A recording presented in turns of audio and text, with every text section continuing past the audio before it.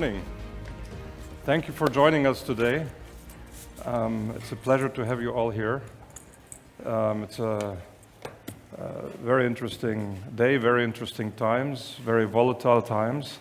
The EuroAtlantic Institute is something that I founded in a different form right after high school, and the purpose is dialogue. Dialogue about transatlantic relationship, about geopolitics, about the risks to democracy, open societies, and freedom, and to support that through dialogue and interaction. Over the years, we've had many such forums, mostly at the Munich Security Conference for opening dinners to bring together people of diverse views, but thinkers that can reflect on the topics of the day, of the risks of today, of the geopolitical risks. And we're now taking this topic abroad across Europe because there are many questions in our times. The level of governance in Europe and the world is becoming more volatile. We have a lot of threats to democracy and freedom from autocratic regimes around the world. And there are many questions in European countries as where are we today in the relationship with our neighbors, in the relationship with instability. Will the instability from the outside influence Europe? And it's already happening. We entered through the internet the era of hybrid warfare using media, disinformation, and social media channels. We have to define Europe's position in the world. The European Union still hasn't been completed as long as Europe doesn't speak with one voice, one defense, one State Department. And Bulgaria is a very important country in this dynamic of powers because Bulgaria is the southeastern entry point into the European Union for information flows, for the digital Silk Road that comes from Asia and is landing in Bulgaria. The energy corridor and energy independence in Europe is very important. We have, over the last 10, 20 years, a discussion about gas supplies to Europe, to Germany from the north and Nord Stream. And secondary importance was paid to the southern part, but Bulgaria is the entry point of energy flows into Europe from the south, from the Middle East, from Africa. And that's one of Bulgaria's strengths, to establish a vertical gas corridor here. At the same time, Bulgaria can be strong as a member of the European Union through its manufacturing sector, but Bulgaria is also subject to political influence meddling and information campaigns, as we see in neighboring countries, Serbia, Romania, etc. So we have many topics, I think, that are of interest to you, to the Bulgarian people. Where do we stand, and what is the direction we're giving, and where do we look for? Is Bulgaria a satellite state like in the past 50 years with the Soviet Union, or is it now a satellite state of Europe, or is it a satellite state of the United States, or where do we look for? Or does the country need, determine its own direction, and what is important? So the format today should be one of discussion and dialogue. We think that discussion and dialogue are best for clarifying position, clarifying ideas, they crystallize thinking, and dialogue avoids misunderstanding. So one request that I have for all of you is we're not giving a lecture here, we're not spoon-feeding information, we're having a dialogue. So unless you volunteer to ask questions, I will come to each of you with a microphone so that you ask a question and participate, okay? This is the format of the events that I organize. Okay, we have active participation, and that's why we have so few people, selected people, that are entrepreneurs, leaders, CEOs, who are required to make decisions every day and to encounter the political element and the geopolitical in their decision making. So please participate actively, and don't sit there like a couch potato and think that we're teaching you something. So having said this, I would like to welcome our guests, because our guests previously were not able to speak to you, all of you, as elected government officials. They're here now as private citizens. And the private citizens are here, James O'Brien, former Assistant Secretary of State responsible for Eurasia, who knows the European region very well, and everybody of you knows him. And he's able to speak more frankly today. And to answer questions with more time available, and not just through the media, so please take this opportunity. On the other side is a very long-term friend of the region who has been involved in the Balkan region also since working for President Clinton, for Madeleine Albright, and in his last position as the head of the Global Engagement Center and Assistant Secretary of State in the United States, he witnessed the use of information and of media and of news as a political weapon.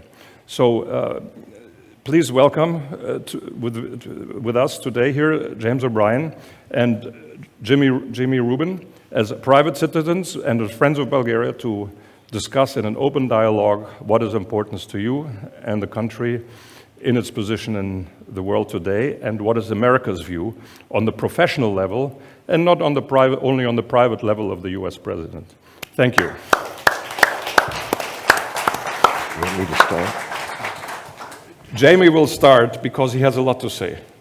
No, I will start because Jim O'Brien knows Bulgaria far, far better than I do, and Europe far, far better than I do. But I think we're at a time where a lot is up for grabs.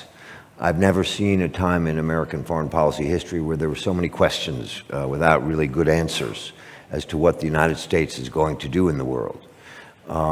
And part of that is because our president wakes up every morning and realizes he has the ability to make news, and he loves to make news, and he can have a phone call or have a meeting or send out a tweet on foreign affairs. The power of the presidency permits him to do that, and the power of the United States makes those views significant. So every day is different, as opposed to previous presidents set policies out, their secretaries of state and defense then tried to implement them or see them evolve, and their ambassadors then worked on the ground level to implement them. That's not the way it works today. For better or worse, the current president exploits the power of the presidency, and it has great power. Sometimes it's not as great as he'd like to think, and that is the topic I think I'd like to start with. I see our ambassador from Ukraine is here. There's nothing more important in the world today than the war in Ukraine. You know, I'm a guy who likes to think whatever I'm working on is important. And back in the day on Bosnia and Kosovo and the Middle East peace process and US-China relations, I always thought whatever that was the most important issue of our time. Well, right now, no matter what President Trump does or President Xi does or Jim O'Brien says or does or what I say or do, the most important issue of our time is the war going on in Ukraine. Because it will determine what the world is going to look like for the rest of my life and the rest of my children's life. Will it be a world in which great power can gobble up its neighbor and violate the first rule of international affairs? Thou shalt not invade thy neighbor, a commandment. The system that was created after World War II, primarily by the United States, was designed to prevent just that. It obviously failed. That is what will drive European policy for the foreseeable future. There's the world in which the war ends, and there's the world in which the war continues. President Trump thought he could end it very quickly. And I think all of us wished him luck. But it's not that simple, because the driver of the war sits in Moscow. The decision to invade was his. The decision to continue the war indefinitely is his. Fortunately, the Ukrainian government has figured out a way not to be perceived by the President of the United States as continuing the war. In the early days, they didn't quite figure out what to say or do because they thought they still had leverage the way they did when Jim and I were working together, and they knew that we wanted to end the war and we wanted Putin to be defeated, and they thought they could negotiate with us about NATO enlargement, about joining NATO, about a defense treaty, and all sorts of things. Well, they can't do that with President Trump. And they figured it out quickly, thank God. And they offered to stop fighting immediately if the war would stop on their territory. Remember, it's all on Ukrainian territory. So I'd like to start by simply saying one thing about that, a little on information warfare, which is my new specialty. I'll leave most of the energy discussion to Jim, other than making some general comments. So the war, the good news is that President Trump is slowly realizing that it's not so easy to stop this war, that he doesn't have the leverage he'd like to think he has with President Putin. His friendship, whatever it is, whatever reason for it, it doesn't matter. He's not able to persuade Vladimir Putin to change his policies, because for Putin, the war is everything. His entire political career is wrapped up in the success or failure of the war in Ukraine, period. And until he realizes that the West, i.e. Europe, the Ukrainian people, and hopefully more and more the United States, are going to defend Ukraine so long as Russia keeps attacking it and provide them the maximum leverage that we can, ideally with more and more good weaponry, although Ukraine has proven that it doesn't need our help sometimes. It can do some dramatic things without our help, maybe a little bit of help on the side, but they're innovating and they're being successful. So the war is going to go on. As far as if I were forced to bet, I would bet that if we have another conference like this a year from now, the war is still going to be going on. And I think it's going to be going on until there's a change of view in Moscow. Not in Washington, not in Kyiv, not in Beijing, but in Moscow. And I don't see that happening. Sorry. I'm sorry. But you know that. Your people know that, and they've shown the willingness to fight. And that means that everything flows from the war, whether it's information warfare or energy security. You should assume the war is going to go on. There's not going to be this moment where, oh, the war is stopping, now we can open the floodgates of energy deals with the Russians, or information deals with the Russians, or diplomatic relations with the Russians. No. My very firm prediction is the war will go on for a long time, unless one of two things happens. Either President Trump changes his view and fully supports Ukraine in the way that we could with military assistance, the way we did when Jim O'Brien was advising Secretary Blinken and the president, or unless there's some change in Moscow. And I don't see those two things happening. So that's the war. The war goes on. That means that there's no big business opportunity based on the premise that the war's over. And we all know, people write a lot of articles about, oh, the war's going to end, we can open this, we can do that, we can have this opportunity. I don't see it. And beyond what President Trump's views are, he doesn't, his term is limited. I'm not someone who worries about a third term of Donald Trump. And the elections in America will start soon, in 18 months. I'd like to think, and even would bet, that the Democrats take the House back. And then the views that I would consider the normal foreign policy views of the United States will have a more prominent platform in the Congress. And that brings me to my second point. We've never had a president privatize the foreign policy business before. Never happened. The last time I can even think of an analogy was when Oliver North was this crazy NSC staffer who thought he could combine making money and helping the rebels again fight the Contras in El Salvador, and he was moving money around from, I think it was Saudi Arabia to Nicaragua. That was when money and politics worked. That was 35 years ago.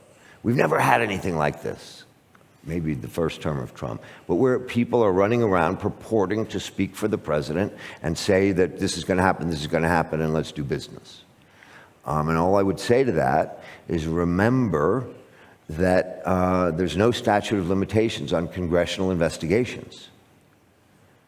There may be prosecutorial statutes of limitations. That may end after a certain time, but Congress will investigate.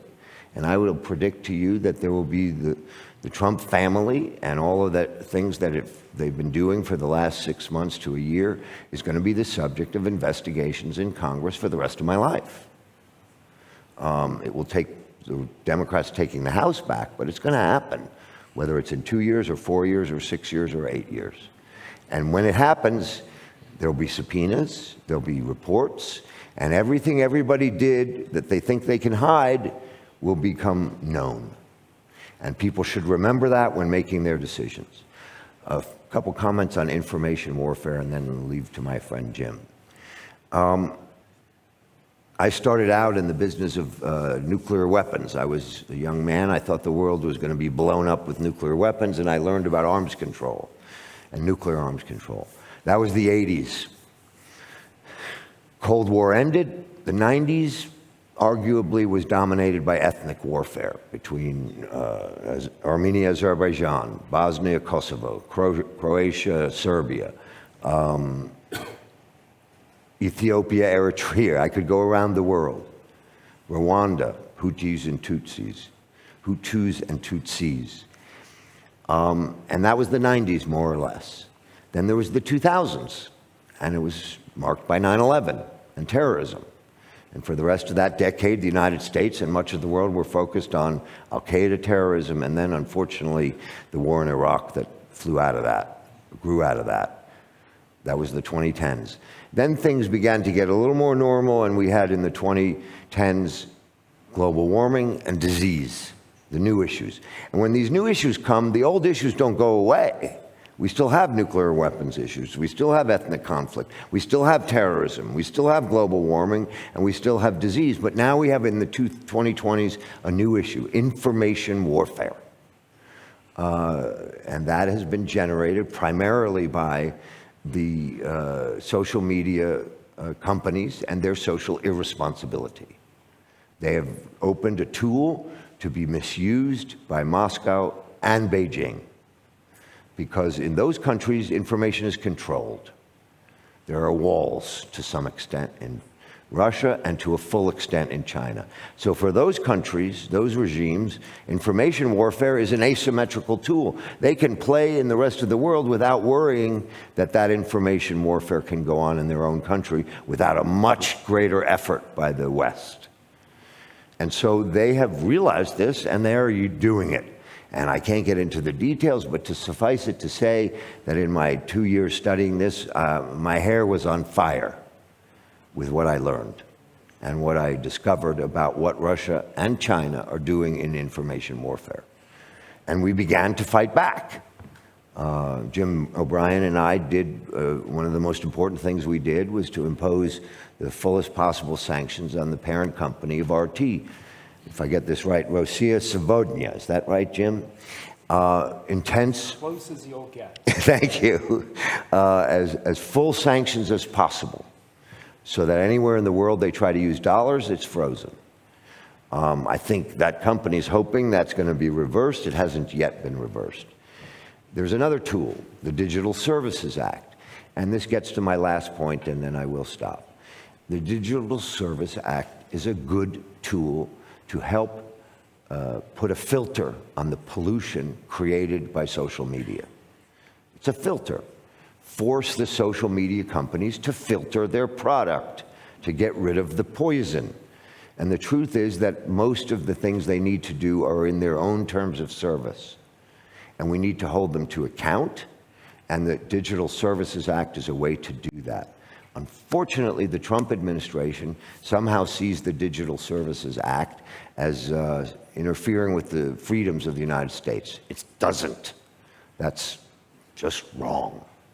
What it does is give European commissioners and countries in Europe the power to confront the social media companies with the poison coming out of their systems and to force them to put filters on those systems. That's a simple way of describing it, but I think it's pretty close to accurate. And that raises this question that I know in Bulgaria that is difficult for you. You have an America that has been supportive of Bulgaria, that is promising to defend Bulgaria in the event of an attack through the NATO Article 5. But you have an American administration that's not operating in synchronization with European leaders for the first time since the last Trump administration. There's no synchronization on information warfare, on the war in Ukraine, not even on China yet, which I thought there would be. I mean, the right move for President Trump, if he wants to deal with China, is to line up our European and Asian allies so that together we constitute a bloc that can negotiate successfully with China, which is the largest violator of free trade. But because he's imposed tariffs across the board on everybody, there isn't a synchronization between Europe and the United States, and that puts countries like Bulgaria in a bit of a dilemma. Should we be listening to Washington? Should we be listening to Brussels? Where are they together? Where are they different? And I'll try to answer the questions when Arnie forces you to ask them, but suffice it to say that it's difficult to figure out who to pay greater obeisance to. And so my suggestion is don't pay obeisance to either. Do what you think is right, knowing that democracies have investigative tools that last a long time. And don't think you can get away with something because it's discussed privately. There are no secrets in the world anymore, or very, very, very few. It's all going to come out. Whatever choices you make, it's all going to come out. And, you know, as they say in Washington, if you're not prepared to see it on the front page of the Washington Post, don't do it. And so for the people of Bulgaria, I would say, if you're not prepared to be testifying to a congressional committee 2 years from now about your interactions with Trump Inc., don't interact with Trump Inc., because eventually you're going to have to talk to the world about what did and didn't happen. Let me stop there and leave most of the energy discussion to Jim, and hopefully he will generally agree with what I say. We've known each other a long time. We're sort of like 95% in sync, but there's always a fun 5% where we're not. Thank you.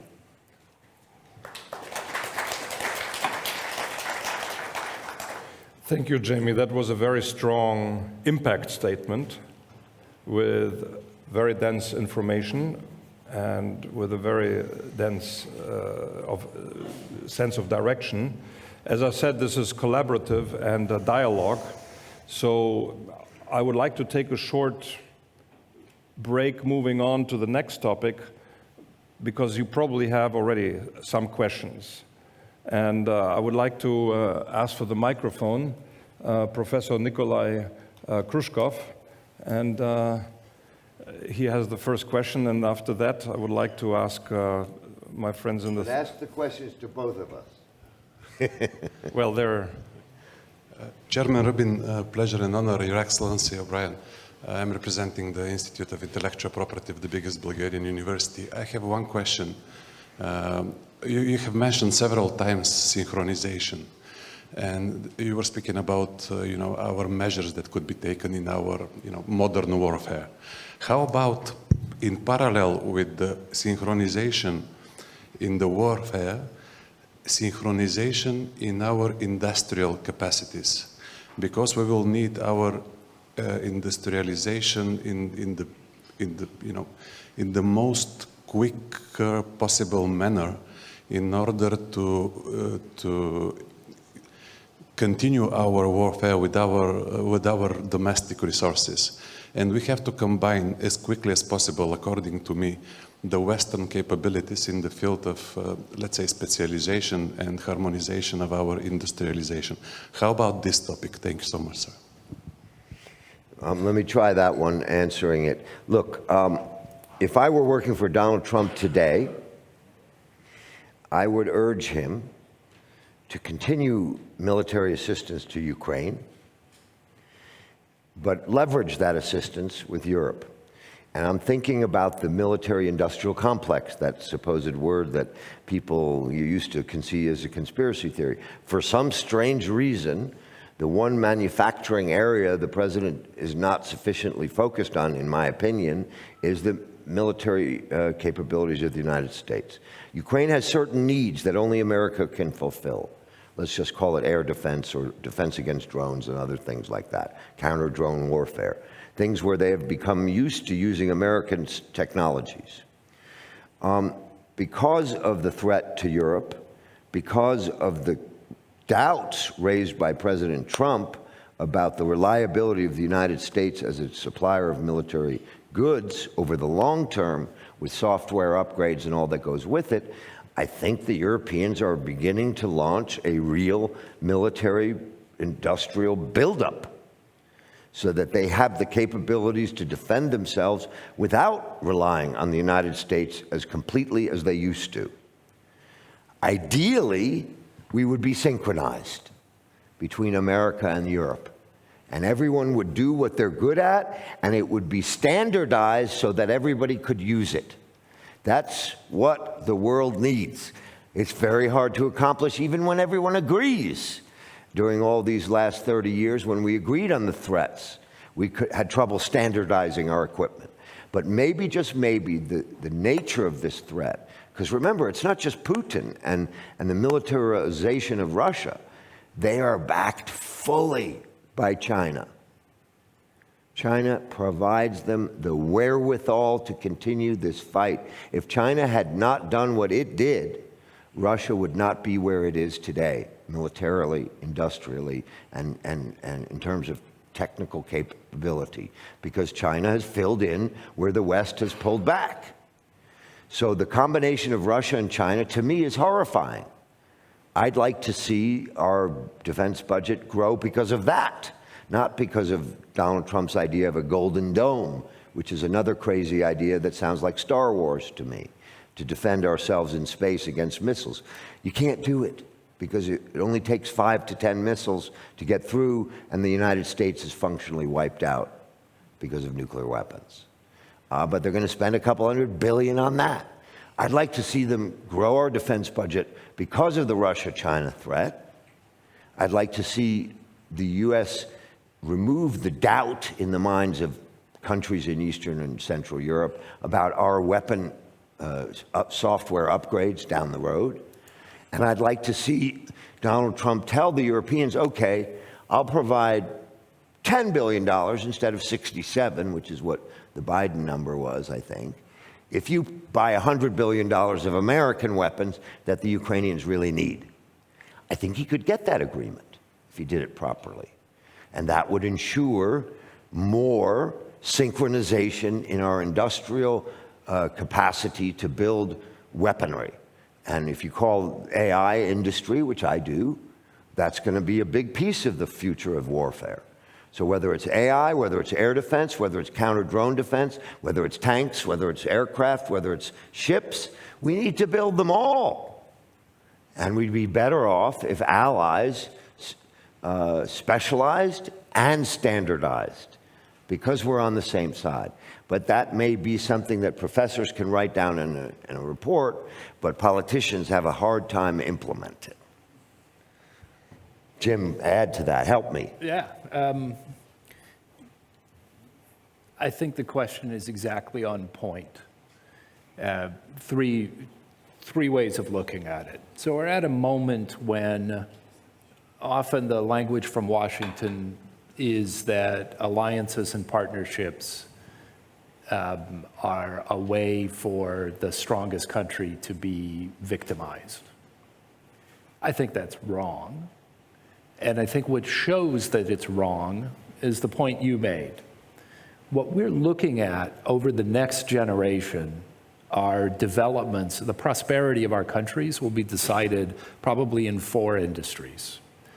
Defense, which Jamie mentioned, it can be a source of innovation as well as just of destructive capability. Artificial intelligence in the digital sector, which will apply across all industries, but also be a base in itself. Medicine, we're going to have new ways of keeping people healthy. We're already seeing those.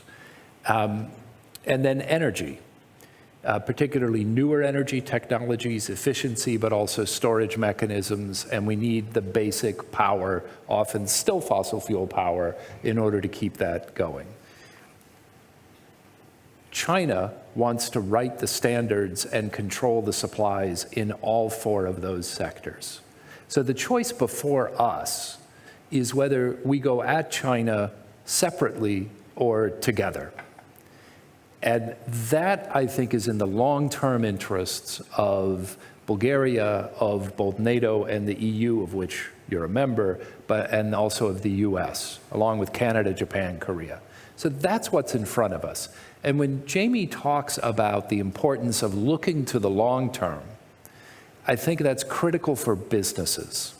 Because although we all have to make money now, We want to make it in a way that will be sustained and that will grow. And those are the areas that will grow, but they're going to grow to our advantage only if we are working together. And that's the next point, which is what's the role of Bulgaria in all this? And it's very easy to say we're just 5.5 million people, okay, 7, whatever, sitting in the far edge of Europe. But there are a few areas where Bulgaria has a considerable amount of agency. So one of them is around the energy corridor, and in fact, generally the trade corridor. What I was very encouraged by during my work with Bulgaria, but also with the neighbors, is the way that we've created new ways for trade to flow from Ukraine and out of Central Europe. So now it's possible for the Greek port of Alexandroupolis to be a key entry and exit point for goods and services, including LNG. We're going to build the infrastructure to go north to south. There's talk that over the next, say, decade, we'll end up with decent routes that will run all the way up into Poland. And all of a sudden then, you've got a trade route and an ability to build industries that will reach into markets that have been very difficult to reach for a long time. And that's happened because of the commitment of the authorities and the people and the businesses here in Bulgaria, along with Romania and Greece and Turkey. All of those things start here. There is no central planning apparatus anywhere, but especially not in Washington, thinking about what the possibilities are for these industries. The ideas get generated here and developed here, and then we all benefit from where they come to. And that's the final point I'd make, is that there are fairly standard ways in which these businesses can develop. If you want to have a sort of large gas infrastructure, there are ways to finance it. They're transparent, they're very certain, and they leave political control in the hands of the Bulgarian people, which is where these industries ought to be controlled ultimately. And that, I think, is the way forward.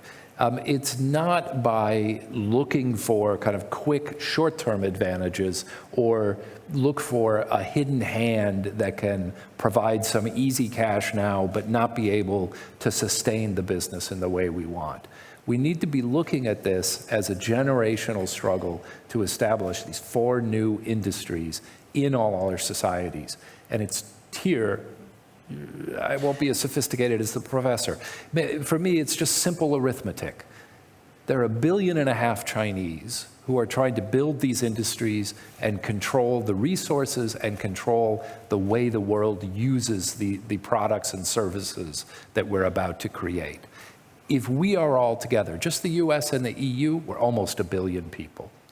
If we start to add Canada, Japan, Korea, Australia, New Zealand, all of a sudden, we're larger, and we have all of the knowledge, the expertise, and the power to build these industries. That's the opportunity in front of us. It starts, though, with each of your businesses looking for ways to build out opportunity, and that already, since 2020, Bulgaria is now sitting at the center of a really growing opportunity, particularly in energy, but then in the other, and with the background in IT here, the 2 of these 4 industries, they're very strong here. And so there's a chance for Bulgaria to play an ever larger role. It just means looking slightly longer into the future, not to what's right in front of us right now. Before we move further on the energy topics, I would like to stay on the information security and take more questions and even comments, not just questions. I would like to encourage you to make some comments because we're interested to your viewpoint and to learn from what is Bulgarian society thinking, European society thinking. We have friends that came from all over the place. We have friends that traveled from Ukraine, from Turkey, from the US, from Germany today. And I would like to have the next comment from you on the topic that Jamie raised. And if you don't volunteer, I will give the microphone to somebody. I will go on the first row. So whoever's on the first row. There we go, one right there. Yeah, you start there and then you're next, Okay. and you're next. Very good. Hello. Boyko, you're next. Please. Gentlemen, my name is Momcho Vasilev, Managing Director of Endeavor for Bulgaria and the Western Balkans. You pointed quite rightly that we're at war. And unfortunately, one way or another, we are losing this war at the moment. And all the measures that you mentioned in terms of creating this barrier or strengthening our capacity to fight back in terms of energy, in terms of infrastructure, in terms of industrial capacity, that will allow us, from what we see, especially in our region, they quite often crash into the information insecurity that we have here, in the noise created by the propaganda. And in my mind, that's probably the biggest war that we are losing at the moment.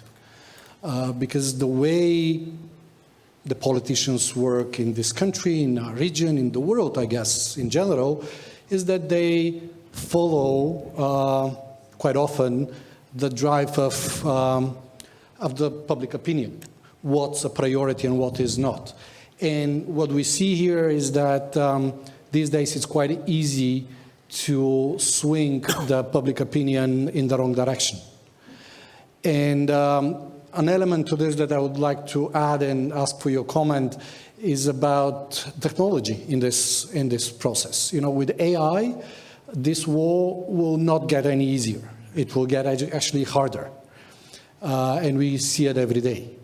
So this, combined with the constant state of, you know, hanging on the balance of entropy, of high and low entropy in our region, does not make it easier.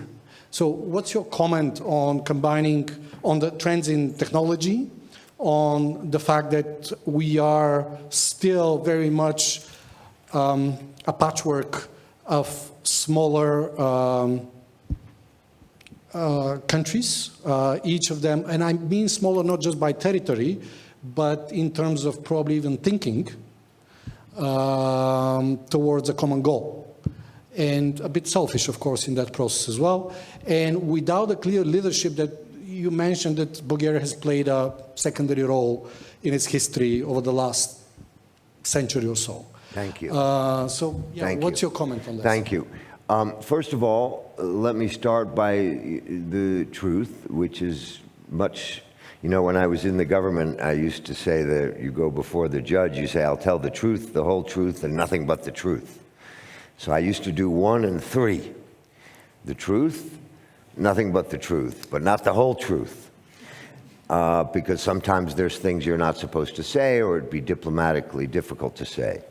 When you leave the government, the whole truth becomes more possible. Not the whole truth, but more of it. So one of the truths that we don't often say is that we are losing the information war. No question about it. We're losing it for many, many reasons, and I won't get into it because I could speak for an hour on it and I'd bore you to tears and bore myself to tears. But suffice it to say that Russia and China spend 10 to 15 to 25 times the manpower and the priority and the money on information warfare than we do. They see it as part and parcel of their doctrine, and they've been operating that way for decades. Remember, the Kremlin is where the protocols of the Elders of Zion began in the 19th century. The first great act of disinformation was a czarist document created in the Kremlin. So they've been doing this for hundreds of years. They have families and generations of people that pass on to their children and their children's children the work of disinformation. So they have a cadre of thousands and thousands of people who do this for a living. That's one reason. Number two, China, what is Communist Party based on? Propaganda. That's the essence of being a member of the Communist Party, is to accept the line put forward by the leader of the Communist Party. That's the essence of communism, beyond plausibly the ownership of the the means of production, which has never really been part of China's view of communism. So they see this as part and parcel of what they do every day. And we in the West invented these tools, and we gave them the means as Lenin once said, by which to hang ourselves. So when I joined the government, I figured this out, and I began to try to organize. So I had two jobs. One was organize, and the other was exposure. Organize means getting all of us that Jim mentioned, all the West, the United States, Canada, Europe, Asia, Asian democracies, countries that believe in a world of rules and rights. And they want freedom of information, but they want also to know where the information is coming from. And the best way to fight disinformation is through ensuring you know where it's coming from. Without mentioning any names, my first trip to Bulgaria, one of the ministers complained about when I brought up disinformation, and they said, yes, we've had this terrible disinformation. And I asked someone later for the example, and I looked at the article, and it wasn't disinformation, it was just a piece of journalism they didn't like.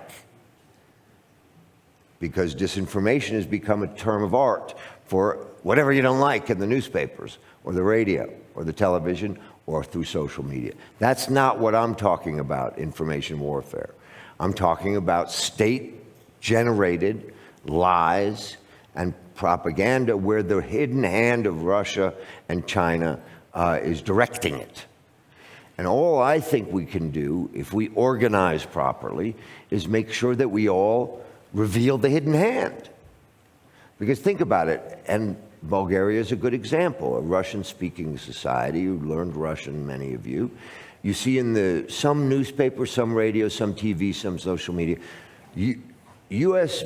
building biolabs in Ukraine.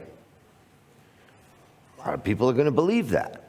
But if it says, Russia says U.S. building biolabs in Ukraine, 85% of the people wouldn't believe it who read it, because they know Russia would say that, wouldn't they? So if we can ensure attribution in the information sphere, that's a beginning of the way to filter the pollution. But until we all take this on as a mission and understand it in the way that I described as the newest threat to our world. Remember, in our business, we say that the ultimate vital interest is a threat to our way of life. Our way of life. That's what FDR said in World War II, that Nazism was a threat to our way of life. I think information warfare is a threat to our way of life, both for families, for communities, for cities, for states, for countries, and for the world. And until we act on that basis, with the priority that goes with a threat to our way of life, we're going to still talk about losing the information war. And I'm not even talking about messaging. I'm not even talking about, what we say to explain why we're good and they're bad. I'm just talking about defending ourselves against the hundreds of billions of dollars being used to attack us through information systems. So, short answer, after a long preamble, is when we were in office, we were working in synchronization with Brussels and Japan and South Korea and Australia and New Zealand to try to develop a defense system against this. To have similar, think of it as another domain. When you look at the sea, you see ships, you see underwater ASW, anti-submarine warfare. In the air, you see what's going on. Well, information is another domain. We should be able to agree on what we're seeing, and then we will agree on how to do something about it. But until this is a new field. It's like being in the 50s when nuclear weapons first began, and they tried to figure out how to think about it. That's where we are. This is really a new threat. So we have to agree on what the threat is, and we need to agree, in my opinion, that we need to identify sources of information so that Russia's hidden hand and China's hidden hand will be revealed, and then we'll be better off. Then, of course, we need to do a much better job of of explaining ourselves, and that's a whole nother subject. But I didn't even begin to address that because this part is so hard. So it's a big topic. You asked about AI, just very simple. It's 100 times worse with AI. They can target individual groups much more clearly. And think of the most simple example, translations. when you were running a disinformation operation 20 years ago and you wanted to spread out some news in Africa about claiming American biolabs were using Africans as test subjects, this is one of the things they tried to do, which was a lie. Now you can push a button and get it in 100 languages, which used to require 10,000 people. And you don't need those people now. You can do it through AI.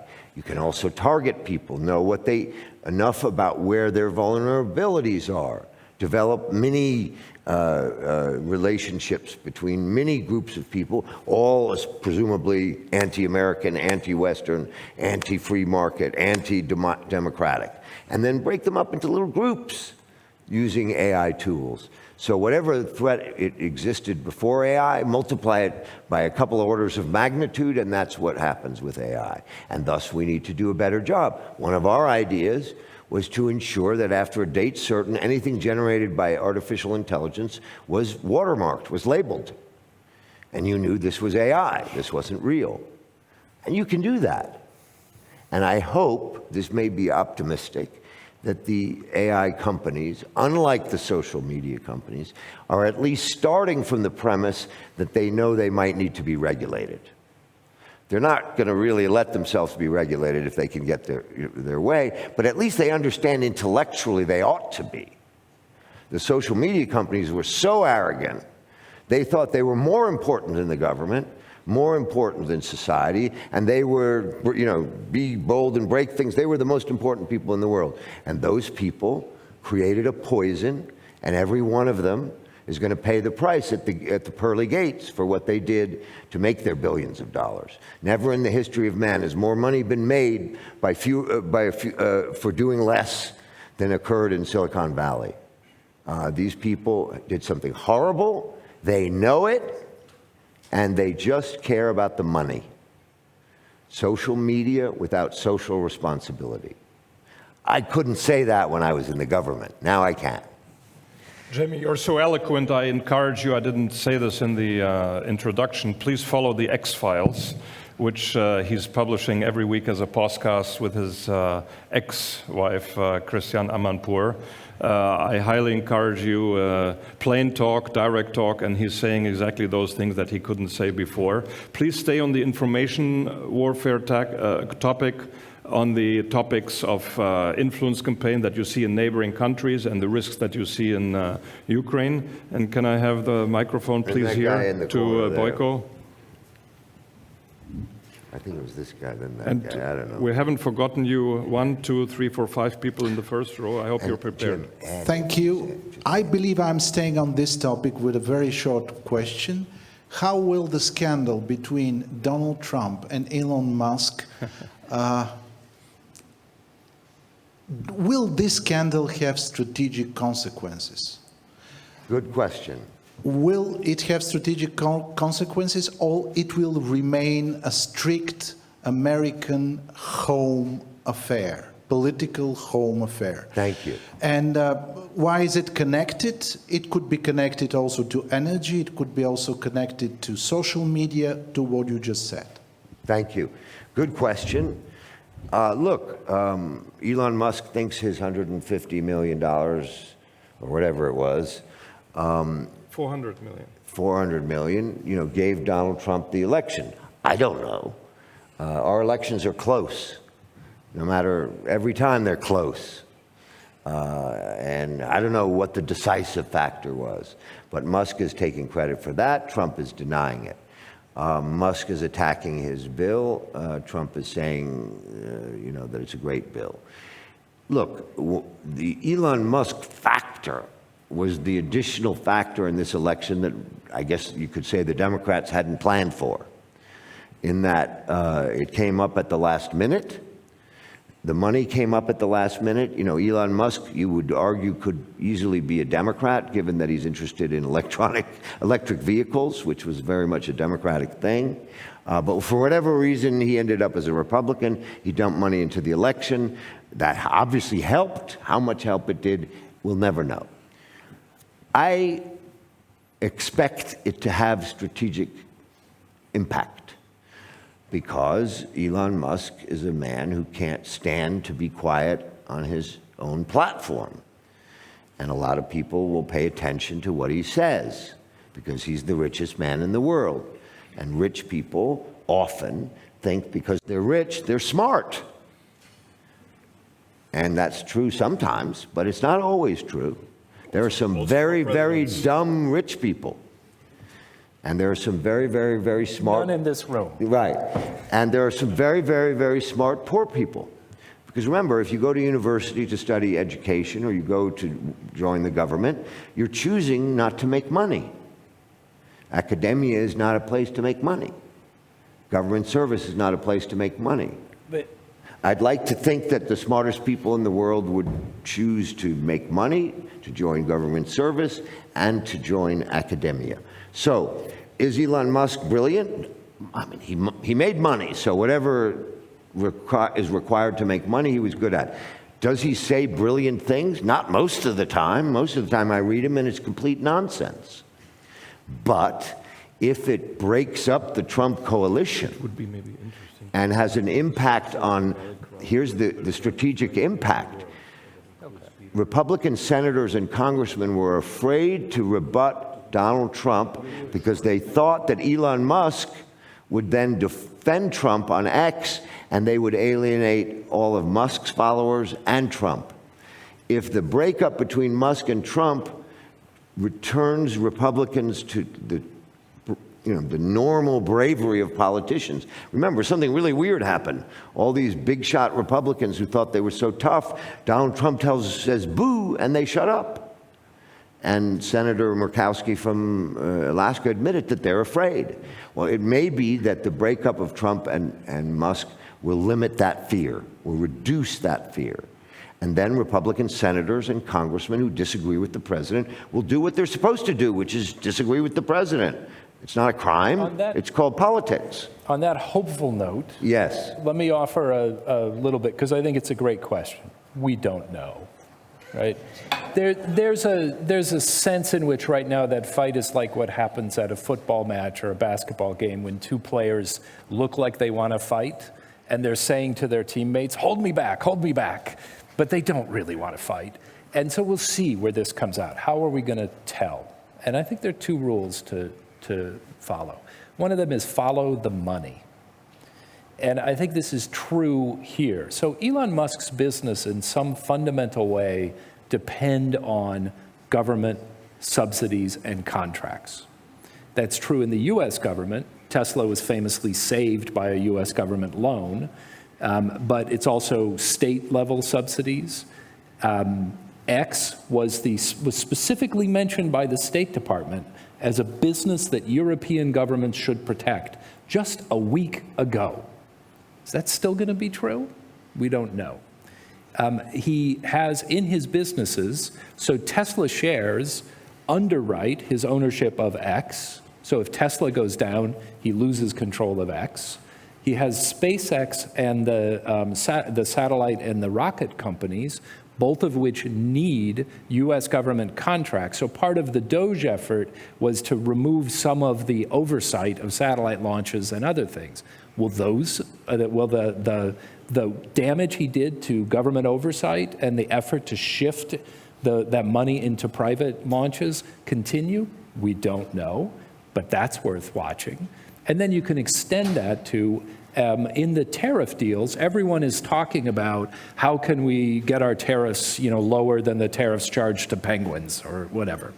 And people are looking for deals. Well, India, Vietnam, and a couple of other countries already authorized working with SpaceX as a way of being nice to the Trump administration and trying to make a trade deal. Is that going to matter in a week or two? No clue. And if those things don't matter, then you have a potential cascade. I mean, one last Musk business, he has these two linked businesses.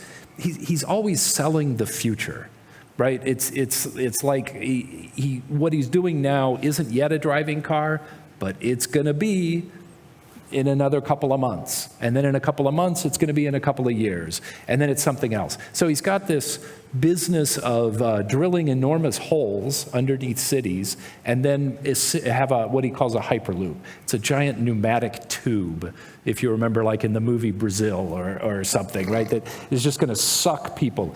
It's like he invented the subway. But he's got this idea. So where does he have these businesses? One is in Las Vegas. It's not actually a giant tube, right? It's just a small tunnel where Teslas drive back and forth.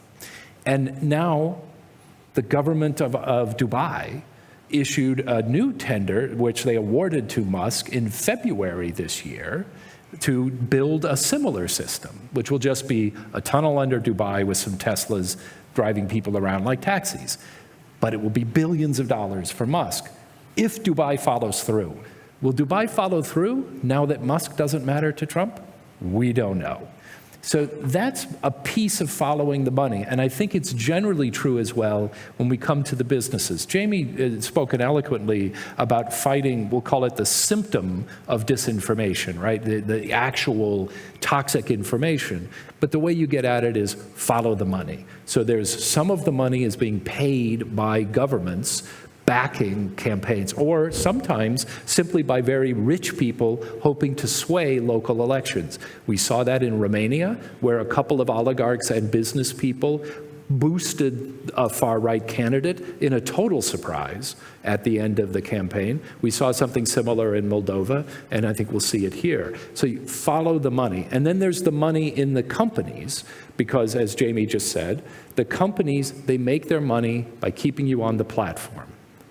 All the studies show you stay on a platform about 20% longer if you are fed a diet of things that make you angry. So we need to find a way to change that monetary incentive.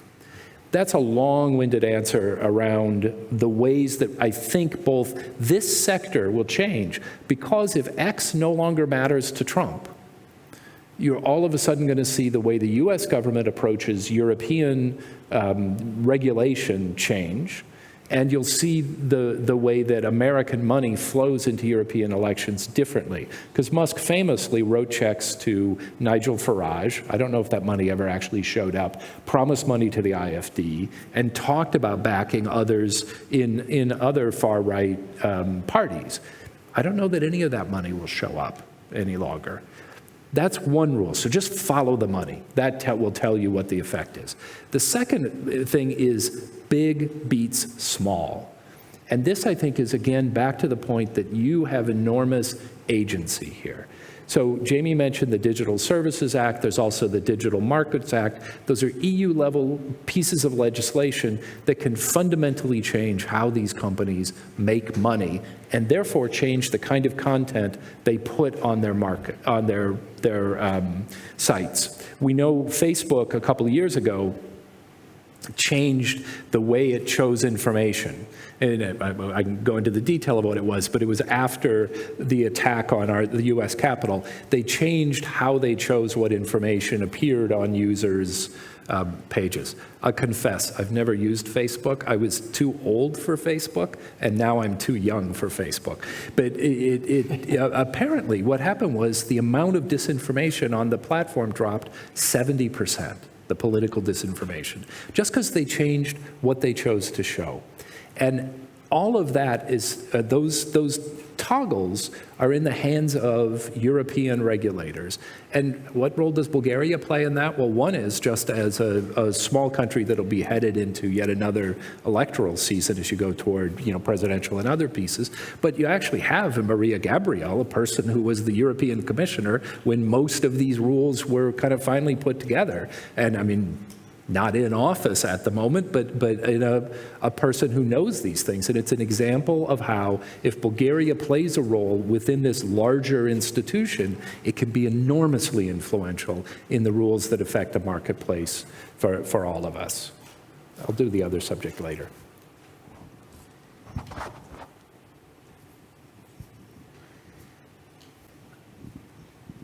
Thank you very much.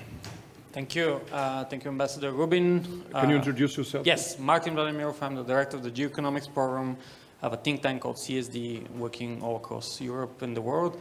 We have been mapping the Russian economic influence over the past 10 years, all across Europe, as I mentioned. And I really liked, especially what Ambassador O'Brien said, that it's about following the money. And over these years, what we have noted is there is one very big missing piece when it comes to countering malign Russian economic influence, or Chinese for that matter. The only real long-term sustainable way to disentangle these networks of oligarchs and state capture within these countries that have benefited the Kremlin or China is to infuse the economies with capital, with constructive capital from Western Europe, from the US, in order to change the business environment, to present a new level playing field where rules, trump kind of political influence and political relations. So what you mentioned about the trade corridors and the energy corridors, they're key. But this cannot happen if we have a playing field where Russia has the upper hand right now. Russian gas is much cheaper than the alternatives, and it's potentially going to use these very same trading and energy routes in order to get entrenched long-term in the European energy market if there is a peace settlement. So how do we infuse Central and Eastern Europe with constructive capital? All right, well, let me start on this. This is more Jim's area, but let me just say this. Russian gas is not cheaper because it comes with supporting Russia under Vladimir Putin. And Europe has figured that out. And I think as recently as yesterday, the Chancellor of Germany made absolutely clear that Nord Stream 2 is not going to be revived, no matter what some Trump Inc. Hedge funder thinks. And if European governments don't buy your Russian gas, it's not cheaper. And so it's a decision people make. And with Russian gas comes providing money to the machine that is murdering and slaughtering Ukrainian men, women, and children every day. It became intolerable in the West to give money to certain corporations or certain individuals or certain people for what they did with that money. As long as Vladimir Putin is leading Russia and conducting the war, buying Russian gas is the equivalent of helping him fight his war. It's not cheaper. And as long as that happens, that we accept that Vladimir Putin's Russia is not going to end this war, and maybe someone here in this room knows something I don't know, or something the intelligence community doesn't know, but for Vladimir Putin, the war in Russia is everything. He cannot afford, to lose. We had a phrase, losing is not an option for him. Okay? And so that's going to go on for a long, long time. And anyone who gets their fingers caught in the Russian gas and oil sector is going to pay a price for it that needs to be added on to whatever the cost, technically, of Russian oil and gas is. And so I would urge anyone thinking about it to remember, number one, the link to Ukraine today, and number two, the fact that just because the Republicans are running our House, our Senate, our executive branch right now, they're not going to be running it forever, nor does Donald Trump accurately reflect most Republicans on this subject. There's a bill in Congress, 82 senators, maybe 83 by now. That's 83 of 100 who want to sanction anybody who buys Russian oil and gas. Okay? So it's not cheaper. It carries with it a massive social cost, and that's my general policy view, regardless of all the little technicalities about the infrastructure and whether the Bulgaria is a Panama Canal for gas and oil or not. Russian oil and gas carries with it a kill premium, a death premium. for the people of Ukraine? Jim. Yeah, first, thanks. You guys do great work. And when I was in government, I appreciated it, and I think it's really well done. This is the key question, and it's what takes political leadership. The real way to beat disinformation and stuff, look, people are always going to believe crazy things. And the goal of politicians is to provide a vision where we can come together and either agree on a different thing or maybe disagree on different topics, right? Instead of arguing about the topics that populate that.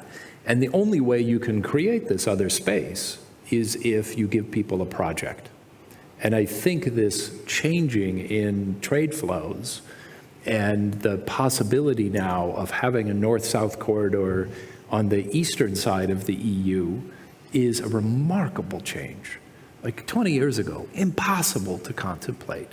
And now it's possible, but we have not found a way to put money against it. We know the money exists.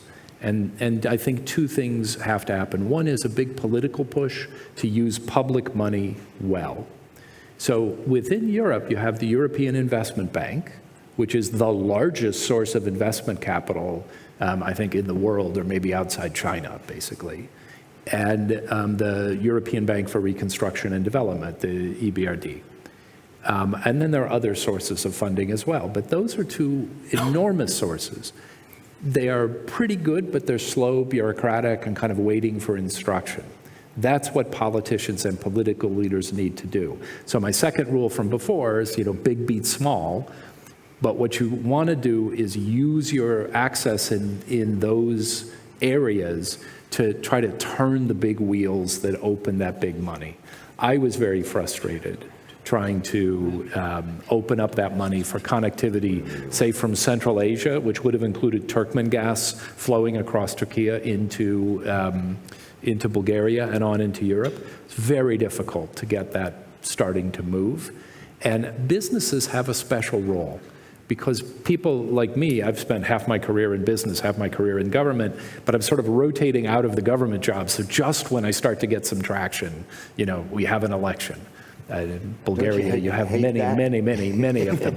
And anyway, but that's one. I think the second thing is there are sources of relatively easy private capital that are available.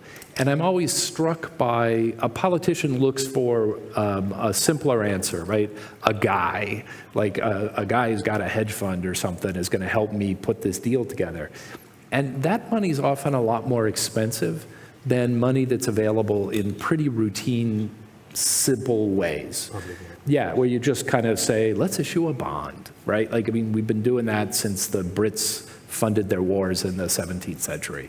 And I just think pursuing those avenues can work. Now, how do we do it? And it's come down to groups like yours and businesses who understand how these markets work and how they ought to work.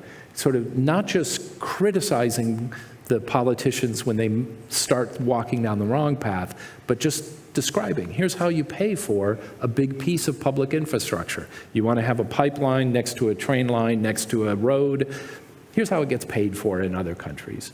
And I think then we'll begin to not only get those built, but do it as part of a project in which the public feels government's delivering. And at that point, the temperature around these other issues drops. This is, I think, my project as a citizen. I don't have a magic answer, but it's one that works only if all of us kind of push together. I just noticed we have simultaneous translation here, and all the headsets are over there. Does anybody want an additional headset for translation? Raise your hand, please, if anybody wants a headset. No? If anyone does, Jamie and I will repeat everything we've said till this point, yes, so we'll you go can back, get it in translation. Yeah.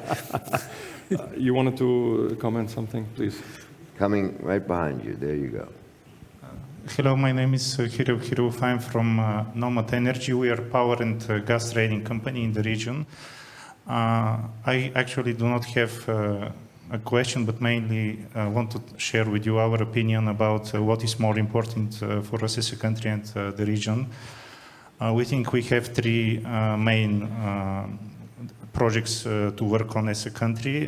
One of them is the North Corridor with the gas pipeline construction, which will enable us in the region to have more sources for gas coming from Greece to Bulgaria, to the region, and also to Ukraine, giving the opportunity to have more stable supply of gas. This project, in our opinion, goes in good direction and will be finalized as it is planned. It's very important the region to have stable energy production and stable energy infrastructure. The second very important project which we should work on, and we are working as a country, is the nuclear power plant and increase of the Kozloduy with 2 new blocks under the umbrella of Westinghouse and Hyundai. Maybe this project doesn't go so fast as we need, because sooner or later we shall need these power facilities because of the lifetime of the existing ones is not so long. And there is one third topic which is not developed maybe at all here, and we are working on this to start the rare earth issue. We have a lot of coal mines and resources. As a country, we are not so rich as Ukraine or China, but from other sides in the region, there are a lot of rare earth materials which are not developed. And we think with the nuclear power plant and mainly with the rare earth, we need a positive push from our friends from Europe and States, because we think all of these three topics are very important for the region, and we would like to see what's your opinion on these three issues as direction for development of our country. Thank you very much. You are doing my job. You're linking the 2 topics now, and we're transitioning to the energy topic. The last statement which Jamie made was that the revenues that Russia generates with oil and gas are going into the military buildup, into military conflict, into the war machine. And the war machine is twofold. We have the physical war machine, but we also have the information war machine. And as you know, as I always say, Silicon Valley is the world leader in social media and software and technologies, and Russia is the world leader in disinformation and propaganda. They've tried this for 100 years, and they're at top of the game, being able to create unrest and strife and division in societies with their fake media campaigns. And the money from oil and gas has a price, as Jamie said, because it also creates division in our countries, in our liberal Western democracies, by fueling their information war.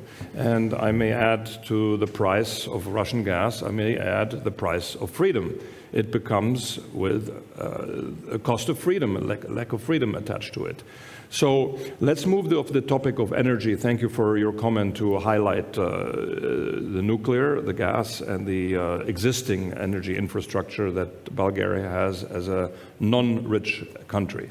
The big topic that we've seen for Central Europe develop with the Ukraine conflict is the use of gas as a political weapon. And that only works if you're dependent on something. In every business that you have, you don't want to depend on one supplier. The government doesn't want to depend on one supplier, and therefore is doing auctions and tenders. And as a private company and entrepreneur, you don't want to depend on one supplier, and you always send out bids and RFPs to different companies. And it is our belief, my belief, that countries should do the same. European countries, the EU, should have done the same. Germany should have done the same by diversifying supplies from day one. If you have no supplier giving you more than 15%, you can never be blackmailed or threatened, or the supplier use you as a weapon. And as we've seen the gas diversification in Northern Europe, away from Russia to Norwegian and British sources, and the development of alternative pipelines, and the opening of a pipeline from Norway to Poland on the day that Nord Stream went out of business, the same thing with the same diversification strategy will happen from the south, hopefully. And there, Bulgaria can play a very important geopolitical role, because Bulgaria is the entry point for alternative energy supplies in oil and in gas from the south, from the east, from the southeast, through LNG, through pipelines, and through other sources that come from countries south of Russia, Turkmenistan, Iraq, Let me Israel, jump in here. and Jamie. I've read a lot of material in the last week preparing for this event. And it's clear there's a lot of people out there who think there's going to be a door open to Russian oil and gas and ultimately oil. And Arnie's showing how all the other possibilities exist. And at a minimum, even in a world without Putin's war, one should have multiple supplies so that no one particular country has leverage. But the war is not going to end. That's my prediction. You can disagree with me or agree with me. I predict this war is going to go on for a long time, and that even as the peace process might start, years away, not days away, real peace, there's going to be years more before real sanctions relief occur. Because once you get to the point where an agreement has been reached, then you have to address the question of sanctions relief. Remember, Putin just blew it. He got offered the best deal he's ever going to get. Ukraine out of NATO, U.S. recognizes Crimea, and freeze in place. There's no president after Trump that's ever going to offer him that again. And Trump is going to move now. As you can see, he's getting fed up. So when and if this peace process starts, first you got to get a peace process, then you got to agree to sanctions relief, and sanctions relief is related to the damage done by Russia to Ukraine. And I've been around when sanctions relief gets discussed. It takes a long time for sanctions to be removed. That's one of the critiques of sanctions in the foreign policy community, that it's easy to put them on, but it's really hard to get them off. I'm not talking about an individual on the Magnitsky list or people on names. I'm talking about a sanction that's imposed by the world for world behavior. It's really hard to get off that.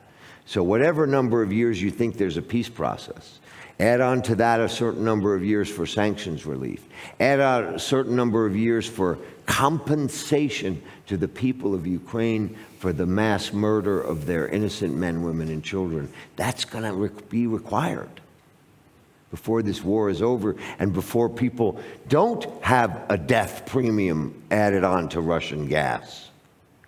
So that's the best scenario I can imagine if I'm advising a gas person. Okay, how does it go? Well, first you got to end the war. And I don't see that happening anytime soon. Then you got to end sanctions on Russia. Then you got to provide compensation to Ukraine. And then you got to make sure that whoever in Russia is selling you that gas has not been part of the Ukraine war policy, or nobody's going to want to touch it. That's what I believe. Now, these Trump Inc. people may be flying in and out of all sorts of meetings and telling you that Russian gas is on the horizon. I would tell you no. Not anytime soon. Forgetting the corruption discussions, just on policy grounds. How long will it take the war to end? How long will it take for sanctions to be relieved? How long will it take for compensation to Ukraine to be acceptable? And then, and only then, is Russian gas not have added on to it the Ukraine war death premium. And frankly, I don't see that in my working life, that any country in Europe will want to be again subjected to the leverage that Russia tried to use through having a prominent role in European gas and oil and energy requirements. Jim may disagree with that, but that's my opinion. No, I think I think it's right, and what it shows is that the timeline for return on investment for the projects you're discussing is now open. Right? Until now, anytime someone proposed an alternative source of gas or a bunch of new nuclear power plants, the answer was, well, but the Russians are, that gas is so cheap, like why would you invest in this infrastructure? And I think we've now reached a point where the new technology is very good, so it's cost efficient, but also the Russian gas isn't coming back. And so I think each of these projects. Do they take too long? Yes. I think the disagreement within the consortium that's building the nuclear power plants here in Czechia and elsewhere has slowed things, but I believe last year we made a real progress, and now it should start to move much more quickly. But I think it's, again, this is what citizens can do in businesses, is just demand faster action. And the final piece is when you look at, just to put a couple numbers to this, in Russia, the saying was always oil's for money, gas is for influence. Now, gas was also for money. So if you look at the Russian budget, until about late 22, and there was some weirdness in there, oil and gas made up about 45 to 50% of the federal budget. Because Russian gas supplies, after a spike year in 22, the Russian gas sales went way down. It's probably around a third of the Russian budget. 80% of that's Russian oil. Europe takes a little bit of that, and hopefully we can get rid of most of it. As oil prices fall, it gets harder and harder for Putin to finance his war. So now he's turning back to the prospect of gas and the long-term relationships and influence that come off that. And that's what we cannot allow to happen. And I'd add, in the nuclear context, Rosatom is a source of endless corruption and influence.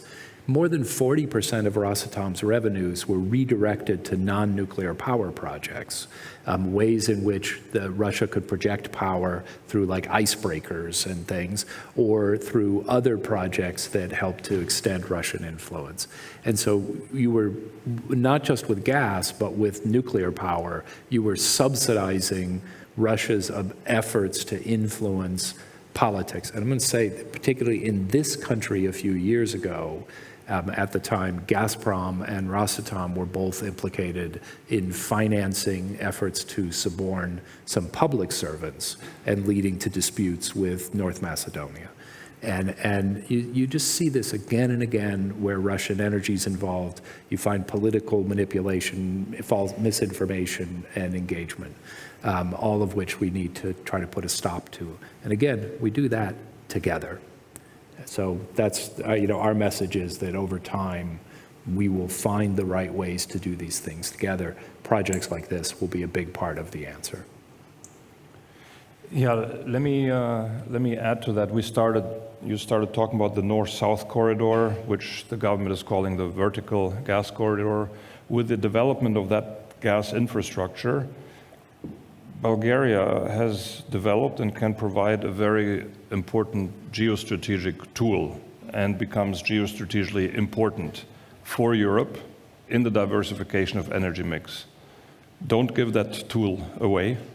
Don't let others participate in that tool, and use it to establish Bulgaria as a geopolitical actor in the energy sector, because energy, as everybody understands today, is the important asset for our generation. The prediction is that alone the development of AI and computer infrastructure, data centers, requires at least five times more energy than we produce today. So there will be an unlimited quest for energy. So the development of this tool and its political application is very important for Bulgaria. And then people will take Bulgaria on eye level in a negotiating position.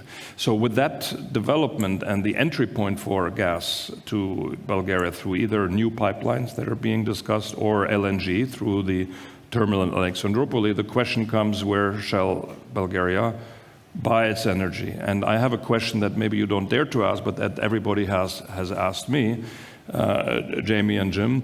Does Bulgaria need to buy American LNG to get protection, political protection from America? Let me start with that. No. There's a treaty, it's called the NATO treaty. And even the crazier versions of Trumpism this time around is not being as aggressive about questioning Article 5 in the NATO treaty. A lot of us were worried that this new administration would go back to where they were with Merkel and the Article 5 and NATO, and Marco Rubio, for the one thing that I think he's done very, very well is to take that off the table. American involvement in the NATO alliance is not being challenged by President Trump as much as he did in the first term, and that's partly because in between Russia invaded Ukraine and European countries started increasing their defense budgets on their own.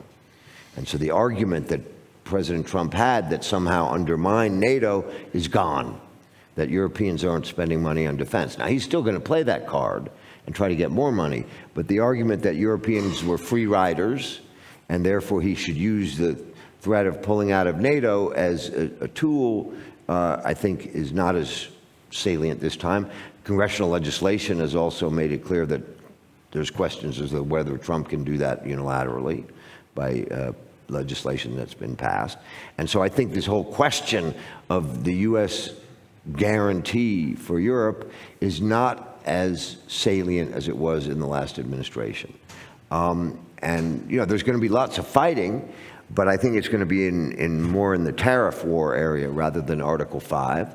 And so, no, you don't have to, you know, buy anything American in order to ensure that America is your ally. Should you buy American? Absolutely. And the more U.S. gas and oil you buy, the better. But I think the link that existed before, where people felt they had to somehow show Donald Trump's White House some present in order to ensure the future of the NATO alliance, I think is not as true today as it was in the last administration. I don't know, Jim, you may disagree with that because we've never talked about that. I think it's a good moment. I think we're going to shift over to Christo in a second, but just to where you started. You know, there's always a guy, some guy who says, if you do this through me, I can get you something you want. And I think that's what you're hearing. So is it good for allies to do business together? Yes. Should one ally put itself at enormous economic disadvantage to do business? Probably not. And it's not necessary. So someone is going to come and say, if you do this business through me, I will make sure you get what you want from the United States. And I just think, I wouldn't trust that. Do we have any questions on this topic or any comment, any statement quickly? One or two, and then we have the next guest. Bujan Žekov, University of Library Studies and Information Technologies. I will back the topic to University of Library Studies and Information Technologies. Okay. Teach information, and I'd like to back the topic to information security. And from the information security, what could advise the Bulgarian government and Bulgarian business to develop a strong digital infrastructure to be independent and competitive in maybe Europe or competitive between Europe and Asia? In this way, it's difficult to be competitive with USA and Bulgaria, but in this way, digital infrastructure in the future, this is maybe the interesting topic in information security. Thanks. Thank you. Let me start with that, and Jim, again, will probably have something to add. Look, there's the issue of digital economy and digital future and what I call the information warfare. Digital future is here, and it's going to grow, and it's going to get stronger, and it's going to get bigger, and all of you who are in that field know that, and, you know, power to you. But please, in growing and becoming stronger and developing your own capabilities, be aware of the pollution. And Bulgaria is particularly subject to pollution from Russia. You are, more than some other countries in Central and Eastern Europe, for reasons you know perfectly well. I traveled here as a government official because I was worried about Russian involvement in the internal affairs of Bulgaria. They do not respect the sovereignty, territorial integrity of countries anymore. They haven't for a long time in history, and it was a short window after the fall of communism when they were behaving under the Brezhnev doctrine and then under Yeltsin's presidency, and they were behaving properly and normally, not behaving, they were just normal. But it was a short window. And in the last few years, we've seen hybrid warfare across the board from Russia. Murdering people, killing people outside of the Ukraine war, threatening people, blowing up facilities, threatening to blow up airplanes through packages. Hybrid warfare against anyone who doesn't do what they want. So digital capabilities are particularly subject to pollution and warfare from Russia because the systems haven't been put in place to protect it. The Digital Services Act is a way to begin to do that, but it's just an idea still. Nothing's really happened. Not one fine has been issued to my knowledge.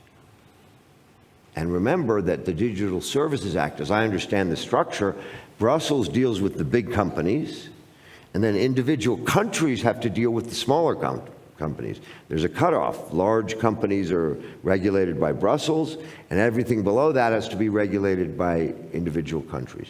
Now, at least you have the regulatory framework that we don't have in America, and good for you.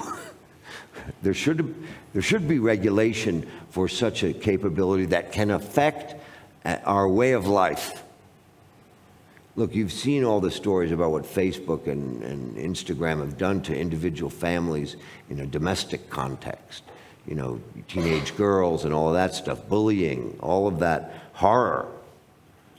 Well, imagine what it can be done by people who don't believe in civilized behavior, who murder innocent men, women, and children, who kill not only their target, but their target's daughter, who don't have any honor, who are mass murderers. Digital services gives them an opportunity to do things they could never do before.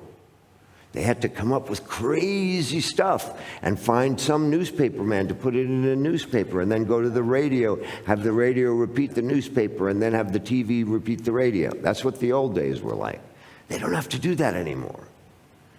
They just create a phony name and address, and they stick it right in there. Or they steal all your stuff and open it up to the world, like they did to John Podesta in 2016, and helped contribute to Donald Trump's victory. How much, who knows?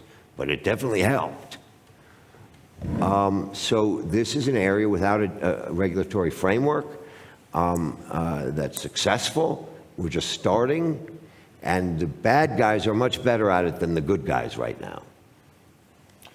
Thank you, Jamie. This was an excellent summary of the current threats that we face. We have another guest today, a surprise guest, that is an expert on these topics that you raised, influence campaigns, assassinations, and the use of media, investigative journalism. We have some journalists here in the audience today. Can you please raise their hands? We have Boyko Vasiliev, any other journalists over there?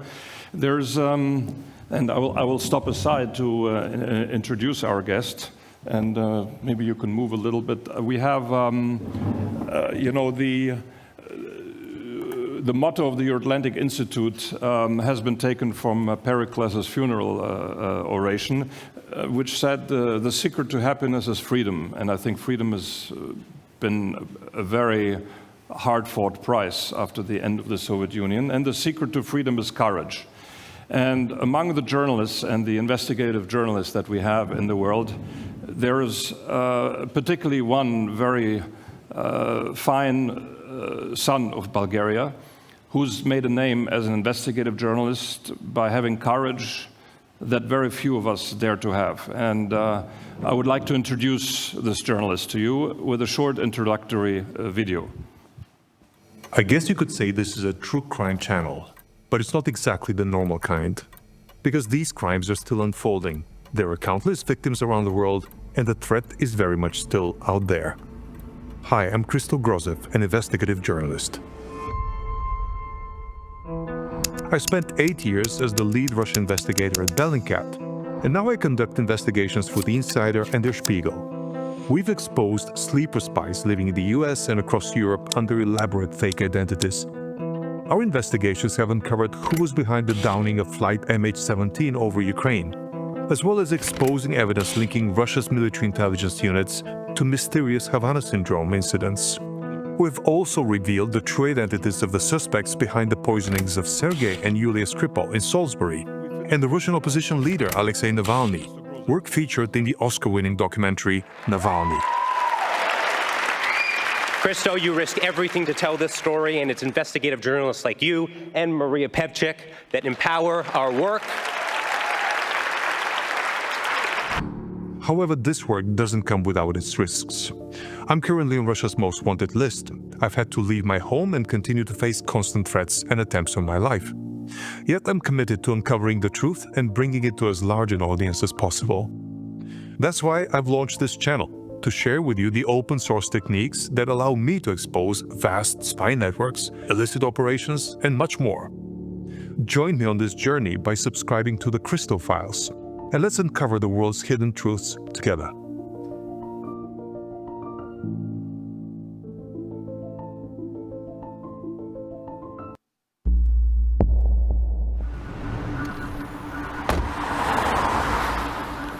Российская МВД объявила в розыск журналиста Христо Грозева из издания «Blinken», которое в России признано СМИ иноагентом. Сегодня имя Грозева обнаружили в базе данных розыска на сайте Министерства внутренних дел. Там говорится, что он разыскивается по статье Уголовного кодекса, однако какую именно, пока неизвестно. Напомню, ранее глава службы внешней разведки России Сергей Нарышкин заявил, что у его ведомства есть данные, что Blinken является инструментом давления как на отдельных лиц, так и на целые государства. А еще в издании работают в том числе бывшие сотрудники спецслужб. Well, apparently I'm wanted by Russia. I'm on a federal search warrant list with no explanation what for, what the charges are. And the only kind of clue to it is actually coming from a Russian state media outlet that says, oh, according to information we have from a source within the police, Grozev is charged with slander on the Russian army.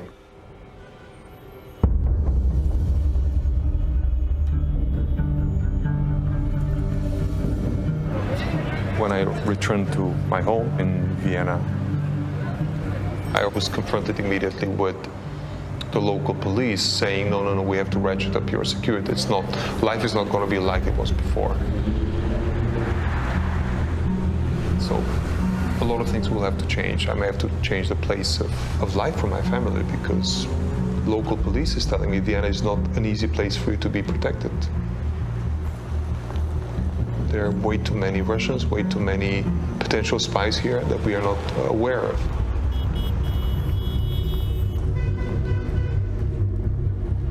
Ironically, thanks to my work, I understand better than anyone what this means.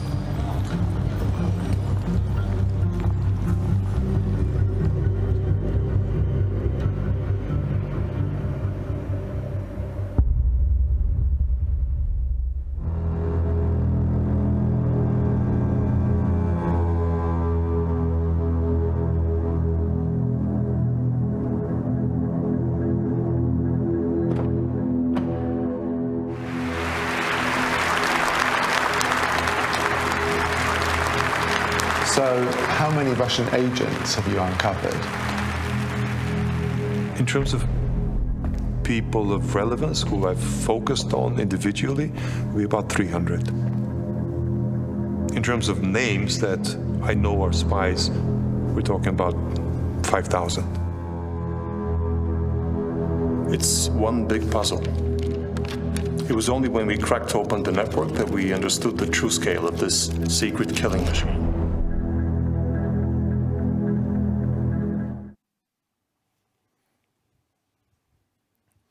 Ladies, thank you very much. I would like to introduce to you Christo. Thank you very much for joining us today. Please welcome Christo Grozev.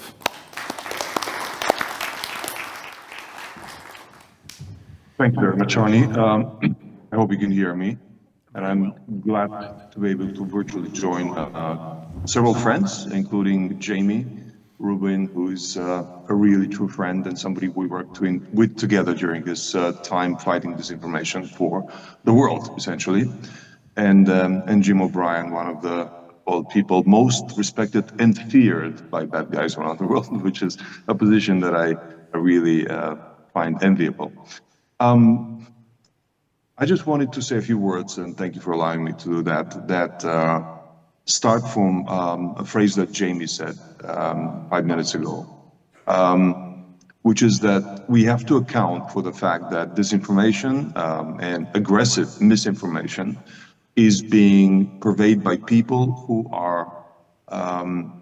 have zero moral compass, and we have to perceive that threat in a different way because it comes from killers who are going after people that they hate, but also after their family. And I think the reference here was to Sergei Skripal and the way that his whole family was targeted with Novichok, and essentially the jury ended up killing a completely random innocent bystander in their incompetent pursuit to assassinate Sergei Skripal. And while this phrase sounds like a great metaphor, I just realized this as Jamie was saying that it's in fact a literal statement. A literal statement that in fact killers are now doing the disinformation campaign. And again, this is not an exaggeration. In my latest investigation, which I published about a week ago, we focused on one of the most aggressive disinformation units in the Russian intelligence apparatus.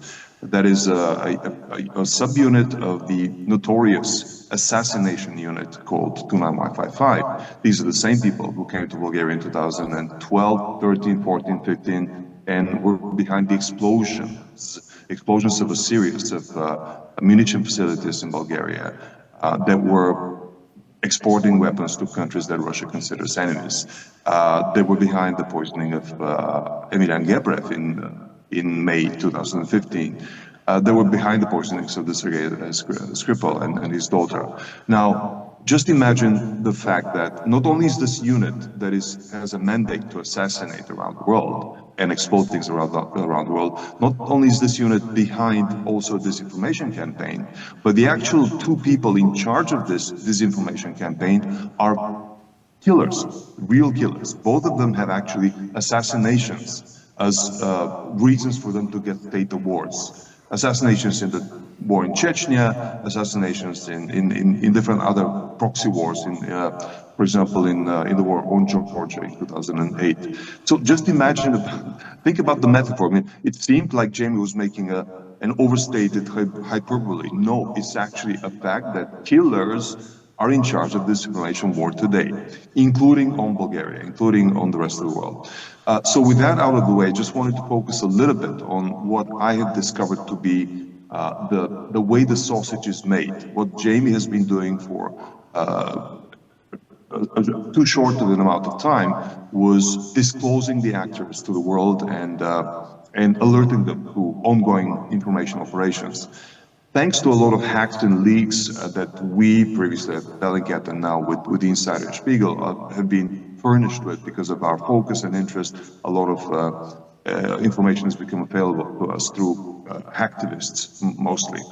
We are able to see how the sausage is made and what really the thought process is on the Russian side when they create disinformation campaigns. And I'll share just some of the thoughts. We did a little bit of a speech to the United Nations with James a couple of months ago, and I've covered some of this topic there. But I think we can go into a bit more detail now, and I can answer any questions if they exist.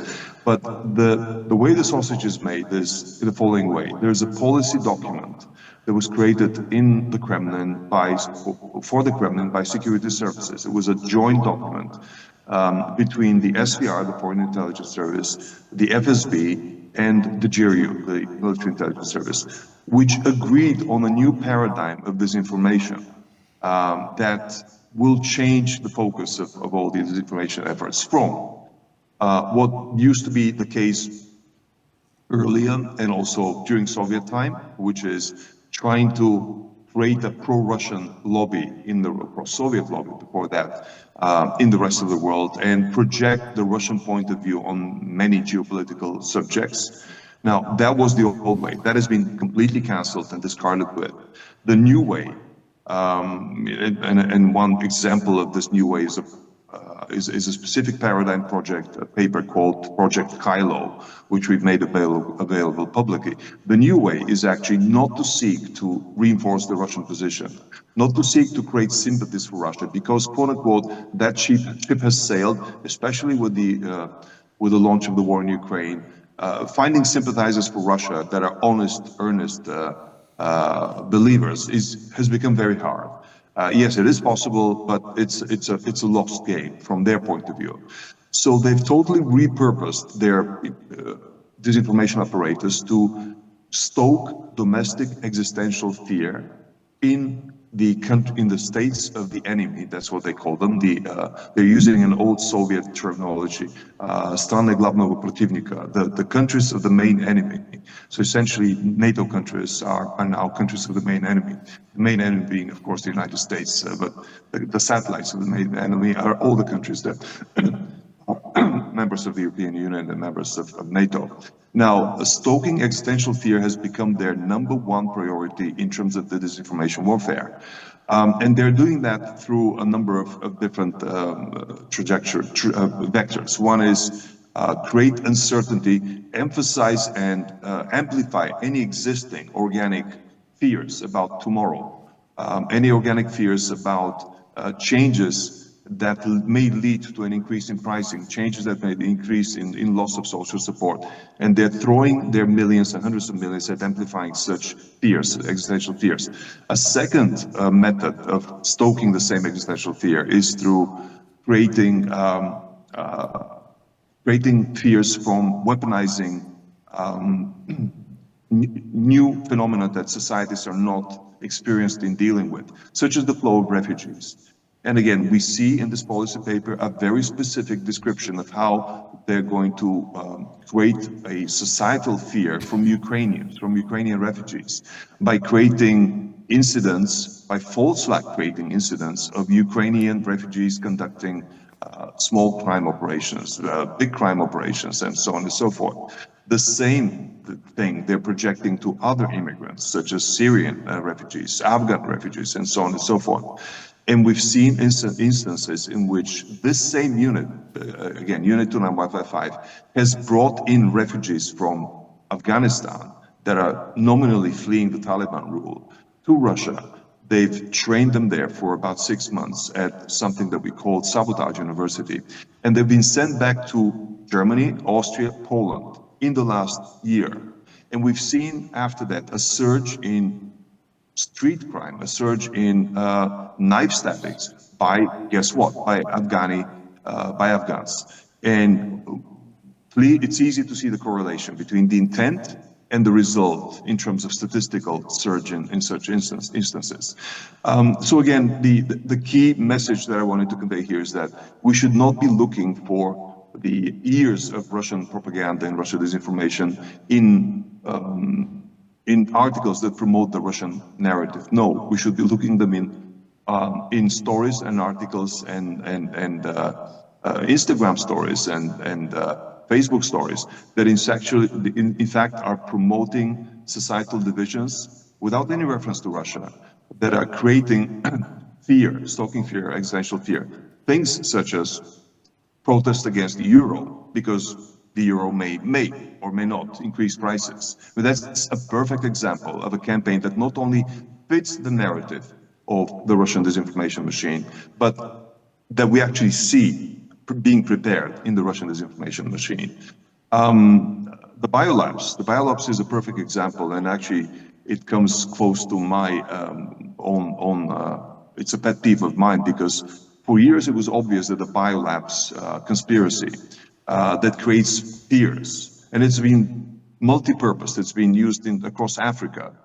Jamie has done a report on that, and I don't know if you talked about it, but maybe you can say a few words on how the Russian intelligence operators attempted to create a fear across the African population that vaccines that are coming from pro bono United States organizations and are given to to the impoverished African people are going to obviously create, as in Bulgaria it's called, a chipped society, right? Microchips that will guide the way people think. The biolabs conspiracy, which has been spread for close to 7 years now, it was obvious that it's a Russian invention, but in a recent investigation we found exactly that this same unit, the unit that contains killers, active assassins, fantasized this biolabs conspiracy at the work retreat, and then they started looking for somebody to purvey it, and then they started placing stories about the invented biolabs conspiracy in websites that they created around the world. However, these websites were not getting any attention because obviously in today's oversaturated information society, and this is one of the things where I would, probably the only thing I would disagree in what Jamie was saying earlier, that it's become increasingly easy for bad actors like the Russian disinformation machine to use the easiness with which they can launch something on the internet without needing to go through a mainstream channel. Yes, that easiness exists there, but getting traction and attention of the population to those things that would appear on a fake website in the competition against so many other stories that the population is bombarded with is difficult.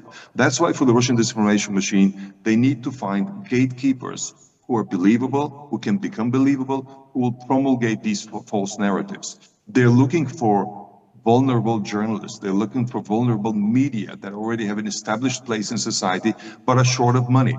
And they're filling that gap by capturing that gatekeeper. They did that, unfortunately, with the Bulgarian journalist that we disclosed the name of last week. And of course, predictably, I've become the subject of a smear campaign now because of disclosing the name of that journalist.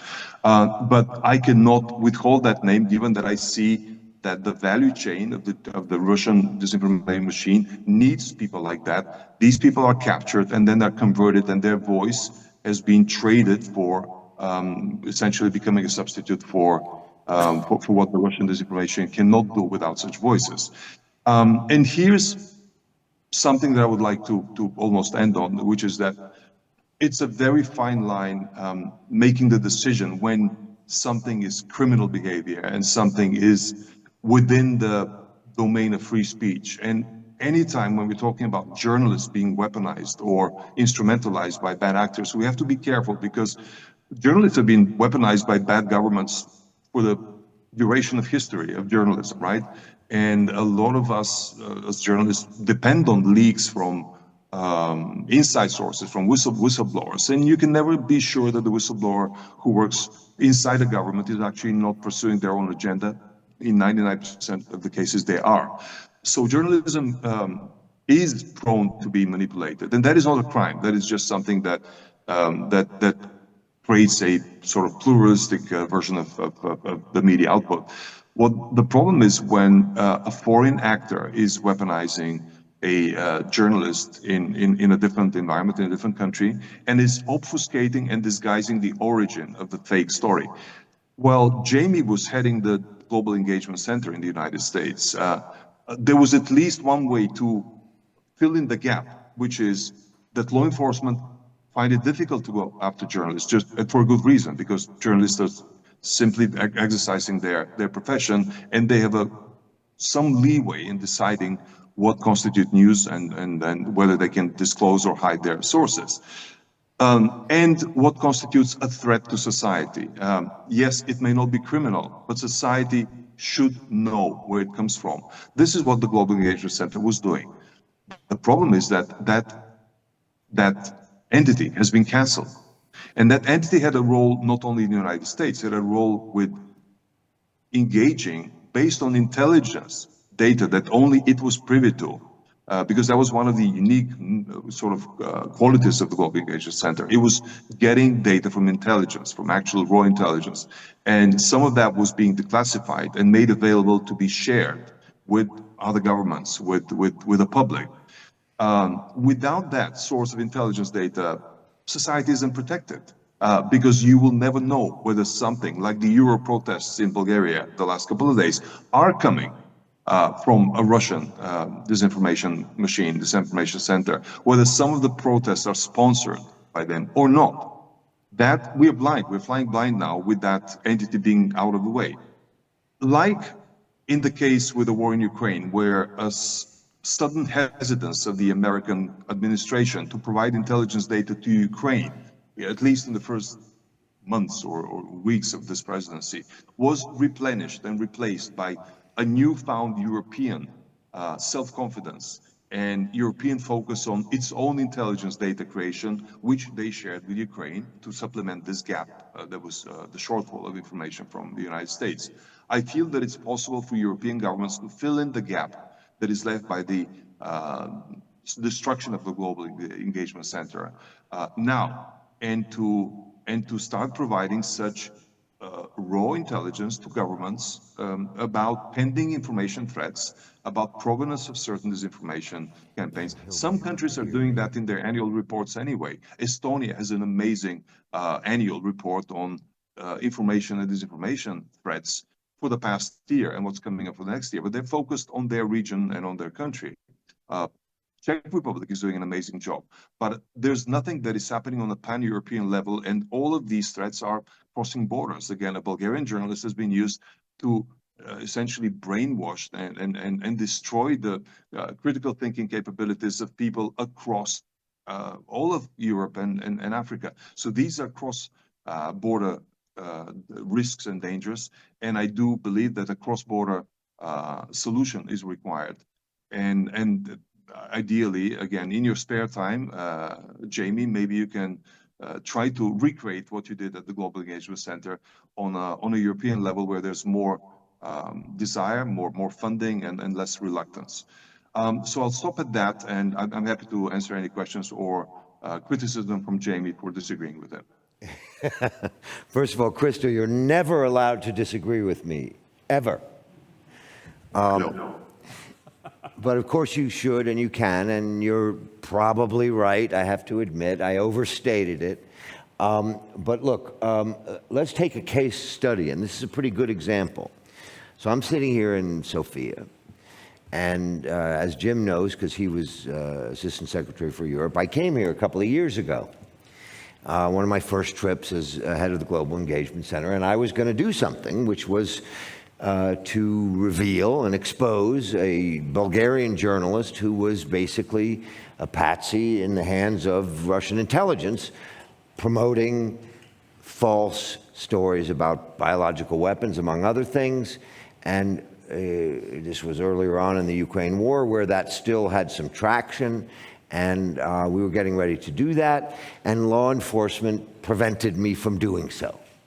And said, no, Mr. Rubin, as much as you're right, law enforcement doesn't want you to do this now.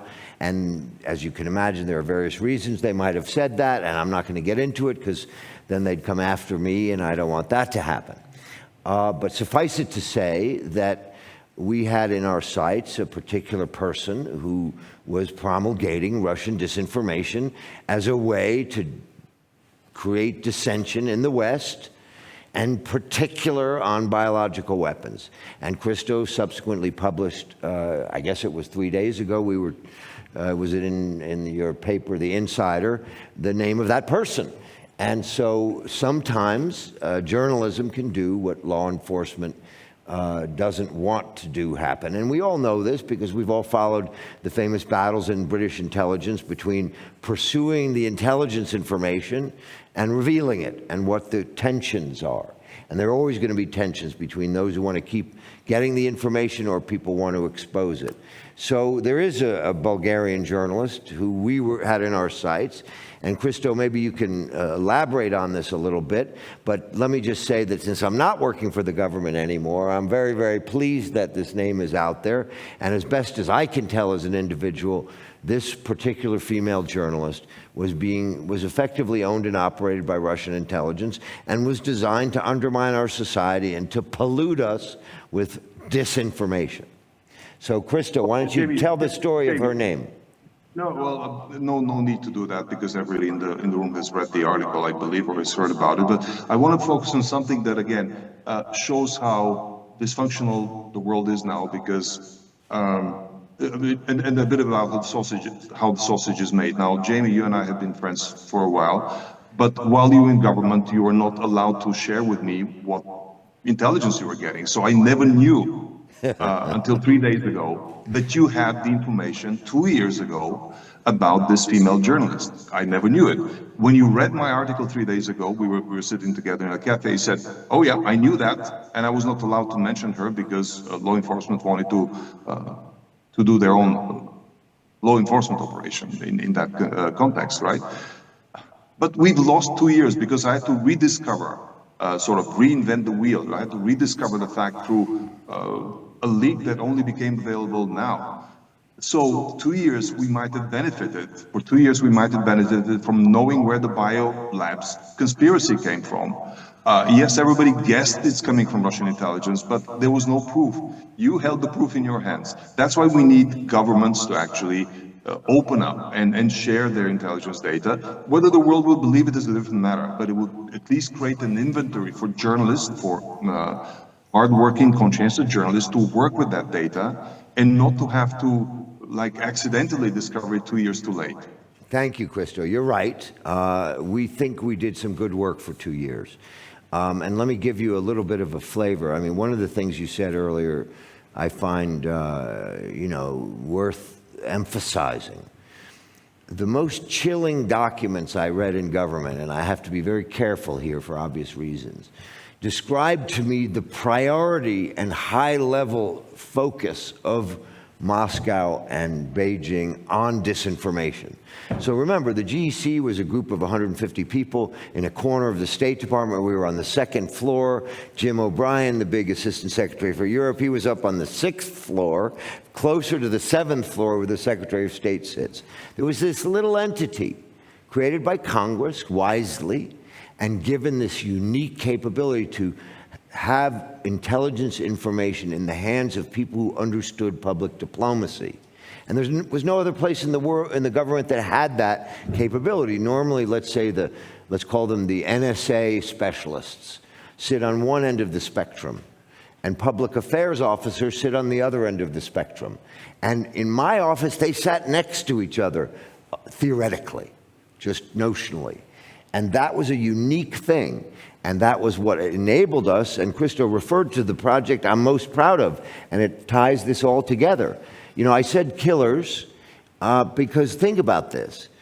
Russia was so obsessed with undermining the reputation of the United States that they discouraged poor, innocent thousands, if not hundreds of thousands of Africans from getting life-saving medical care, shots to prevent them from getting diseases, medical care that would save their lives if they got HIV. The Russians so hated the fact that we were doing something good that they tried to discredit the whole program and claim, cleverly, because they're very smart. Remember, Russians are smart. That's one of the things they do. They read a lot of books. They read a lot of intelligence. They have an intelligentsia. They took a John le Carré plot from a book about Big Pharma that was secretly injecting Africans with a phony or a test of a virus and an antivirus, and they were secretly giving it to Africans, and they wanted to cover that up, and then somebody got killed, and another person got killed, and I think at the end everyone died in the John le Carré book. But the point is, they took a clever idea, and they inserted it into the African information environment. And what we did was do an antidote. The moment it came out, even before people had read it, when the first events were happening, I got authority to downgrade the information. We don't say declassified. I learned this. Christo, this is for you to remember, and everyone. You don't use the word declassified, because one of the things, and I think I can say this without being fired or prosecuted, that if you use the word declassified, then that whole category of information can be subject to Freedom of Information Act. But if you say downgrading intelligence, then it's an individual act for an individual purpose. So we downgraded the intelligence about Russia's involvement in the African operation for a single purpose, to inform the African, and before we went public, we sent people from our disease agencies and the Center for CDC, the Center for Disease Control, and the Gates Foundation, and we went all over Africa telling them the Russians are about to do this, so be prepared. And then we were authorized to make it public, and it appeared first in the Wall Street Journal, and then all across Africa, and I honestly believe we saved lives. Some number, whether it's 1 or 10,000 or even 100,000 people in Africa would have read those stories and believed them, because it was a clever argument, because people don't trust Big Pharma. And some very, very intelligent people that I know don't trust Big Pharma. And so they were able to use the fear of Big Pharma to deter Africans from getting medicine. So to answer your question, Christo, yes. The unique capabilities of the GEC were based on what my guys told me on day one, a Fort Knox of information in our intelligence community. The guy said to me, there's a Fort Knox. Now we have to figure out how to use it. And I was lucky, and Jim knows this, and Christo may or may not know this. I was very, very, very close to the Secretary of State. And so if I told him that something was worth doing, and worth fighting for. Because remember, everything in government that's worthwhile, you have to fight for. And there were actually people around him who didn't want us to do one of the exposures, the exposure on RT, that proved that they were a clearinghouse of covert operations, essentially. There were some around him who didn't want to do it. But Tony Blinken and I go back 30 years. Tony trusted Jim, I can tell you that. When Jim made a recommendation to him, I can't think of an example where he didn't do it. And Jim and Tony together helped persuade the U.S. government to provide certain weapons to your country. And it would have happened maybe, but much later.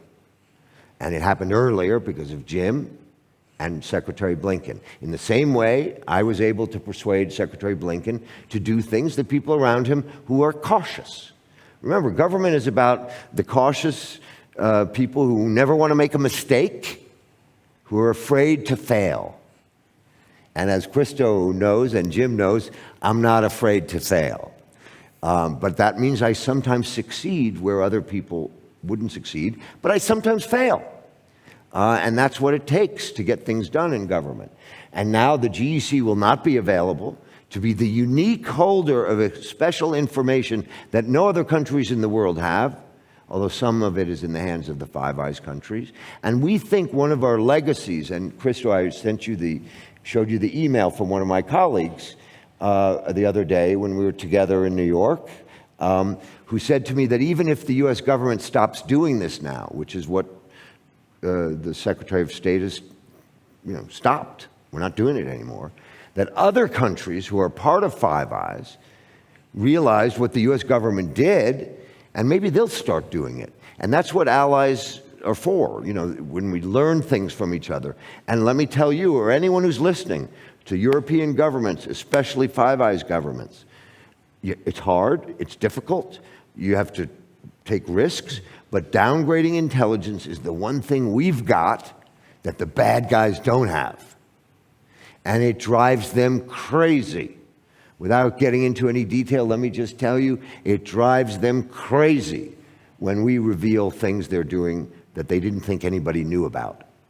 And they're usually wrong as to where they think it came from, but the fact that they have to spend a lot of time fighting with each other means they're fighting with each other rather than fighting us.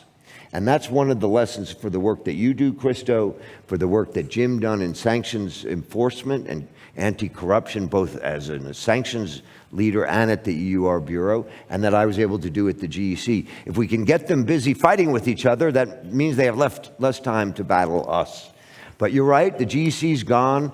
I encourage you, Christo, and you, Jim, when you're talking to your colleagues in the Five Eyes world or the European world, use the techniques that we tested out.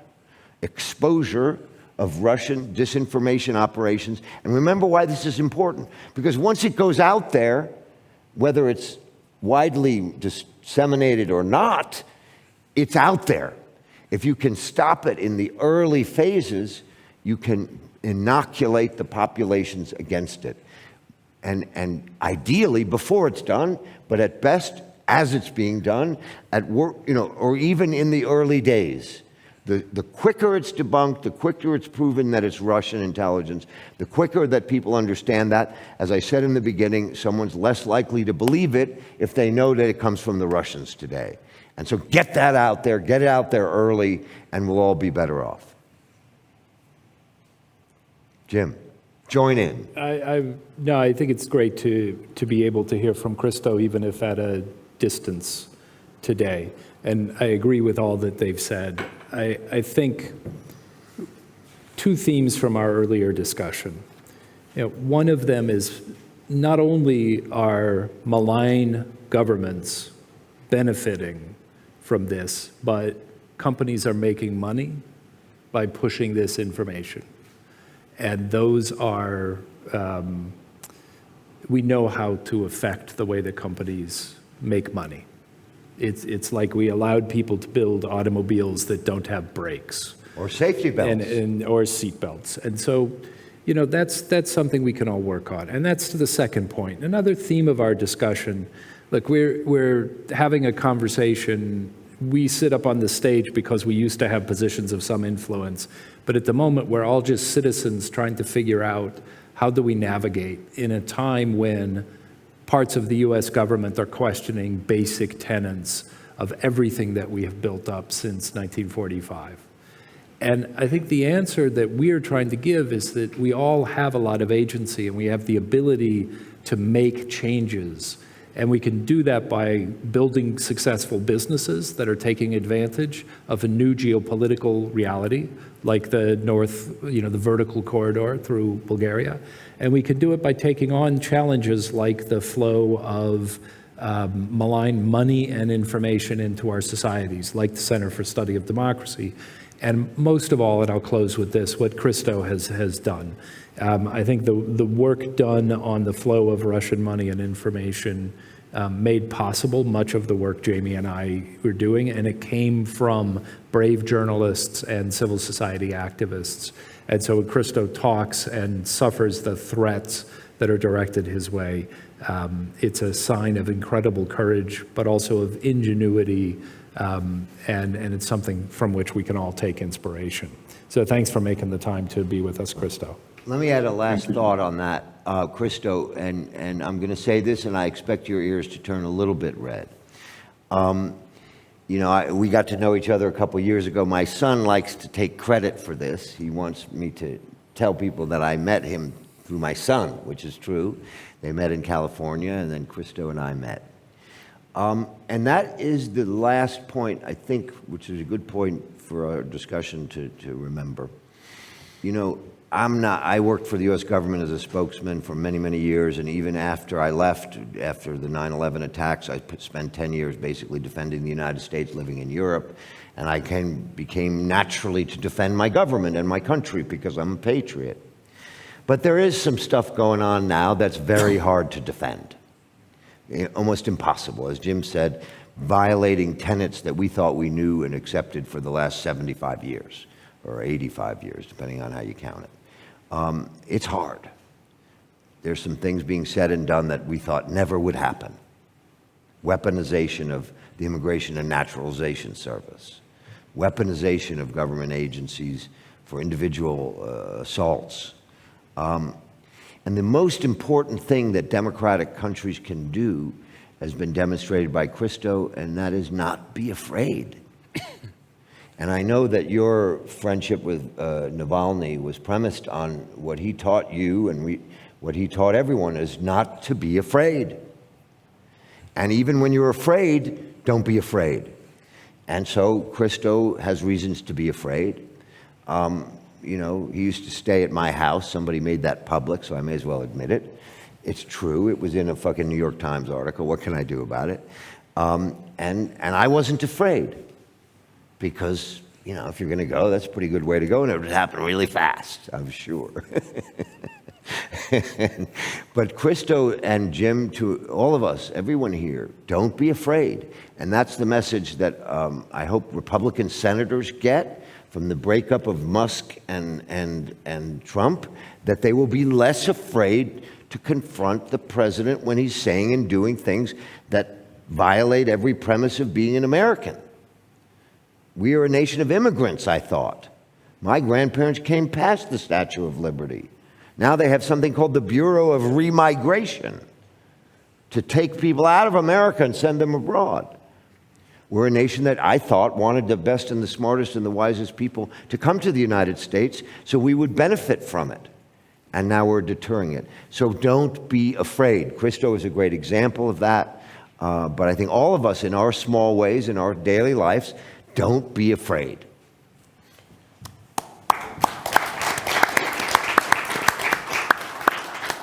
Three questions, please. If there are. There we go. First one. Please stand up. A very short one, because the journalist in me. Do you see him? Yeah.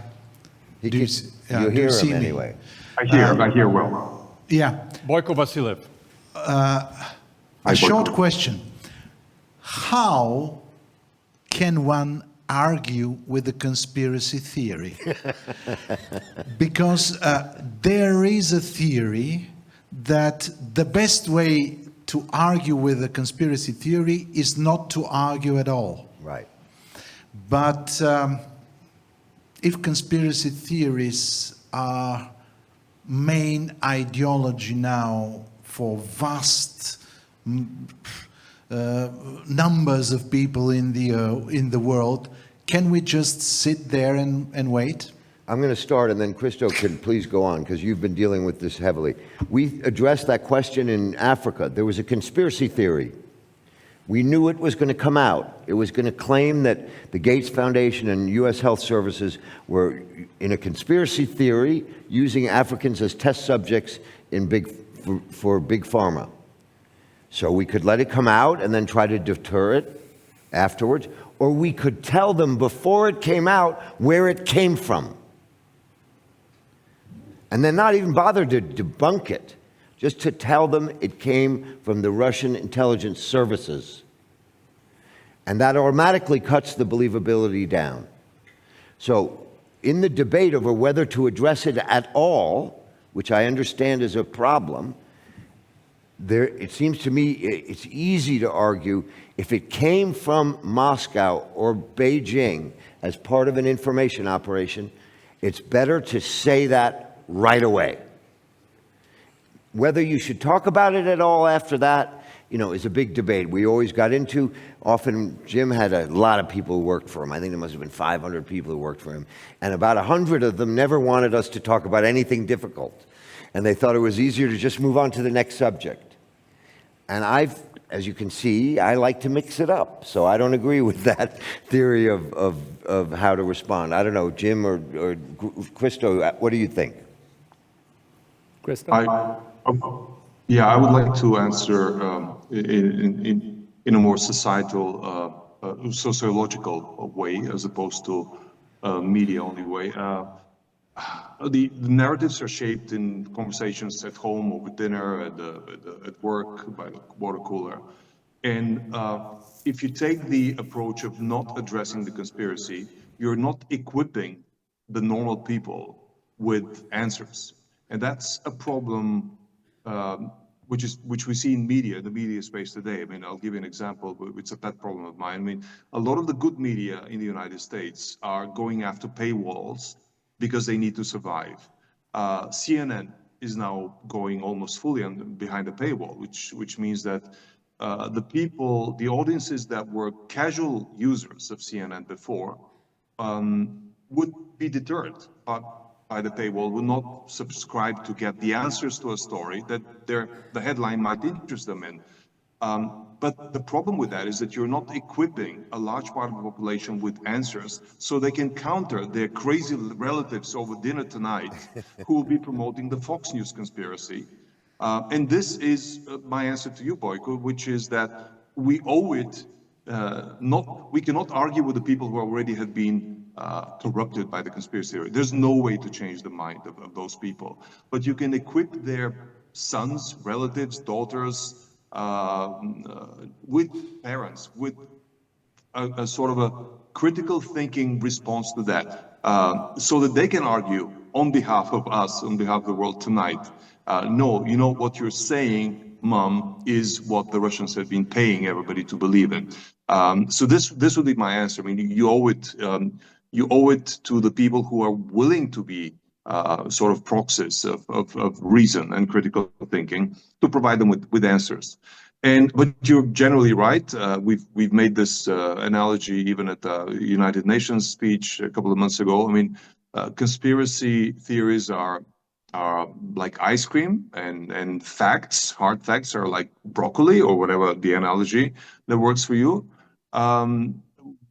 My son and my daughter actually told me a while ago, Dad, you should also convert some of your investigations into candy, into ice cream, because a lot of people are not going to read boring, long investigations. So let us help you make TikTok videos about your investigations.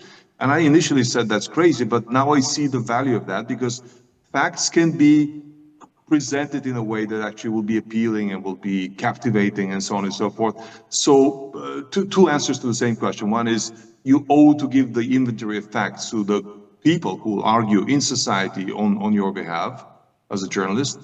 And second, you owe it to society to make your own story more interesting, because otherwise you're not fulfilling your full obligation. I think we should. Anybody else? Thank you very much. This was wonderful to hear you. We hope you're safe. We hope you're well, and we feel very honored that you were able to join us today. And on behalf of everybody here, thank you for your courage. Thank you so much. Thank you, Christoph.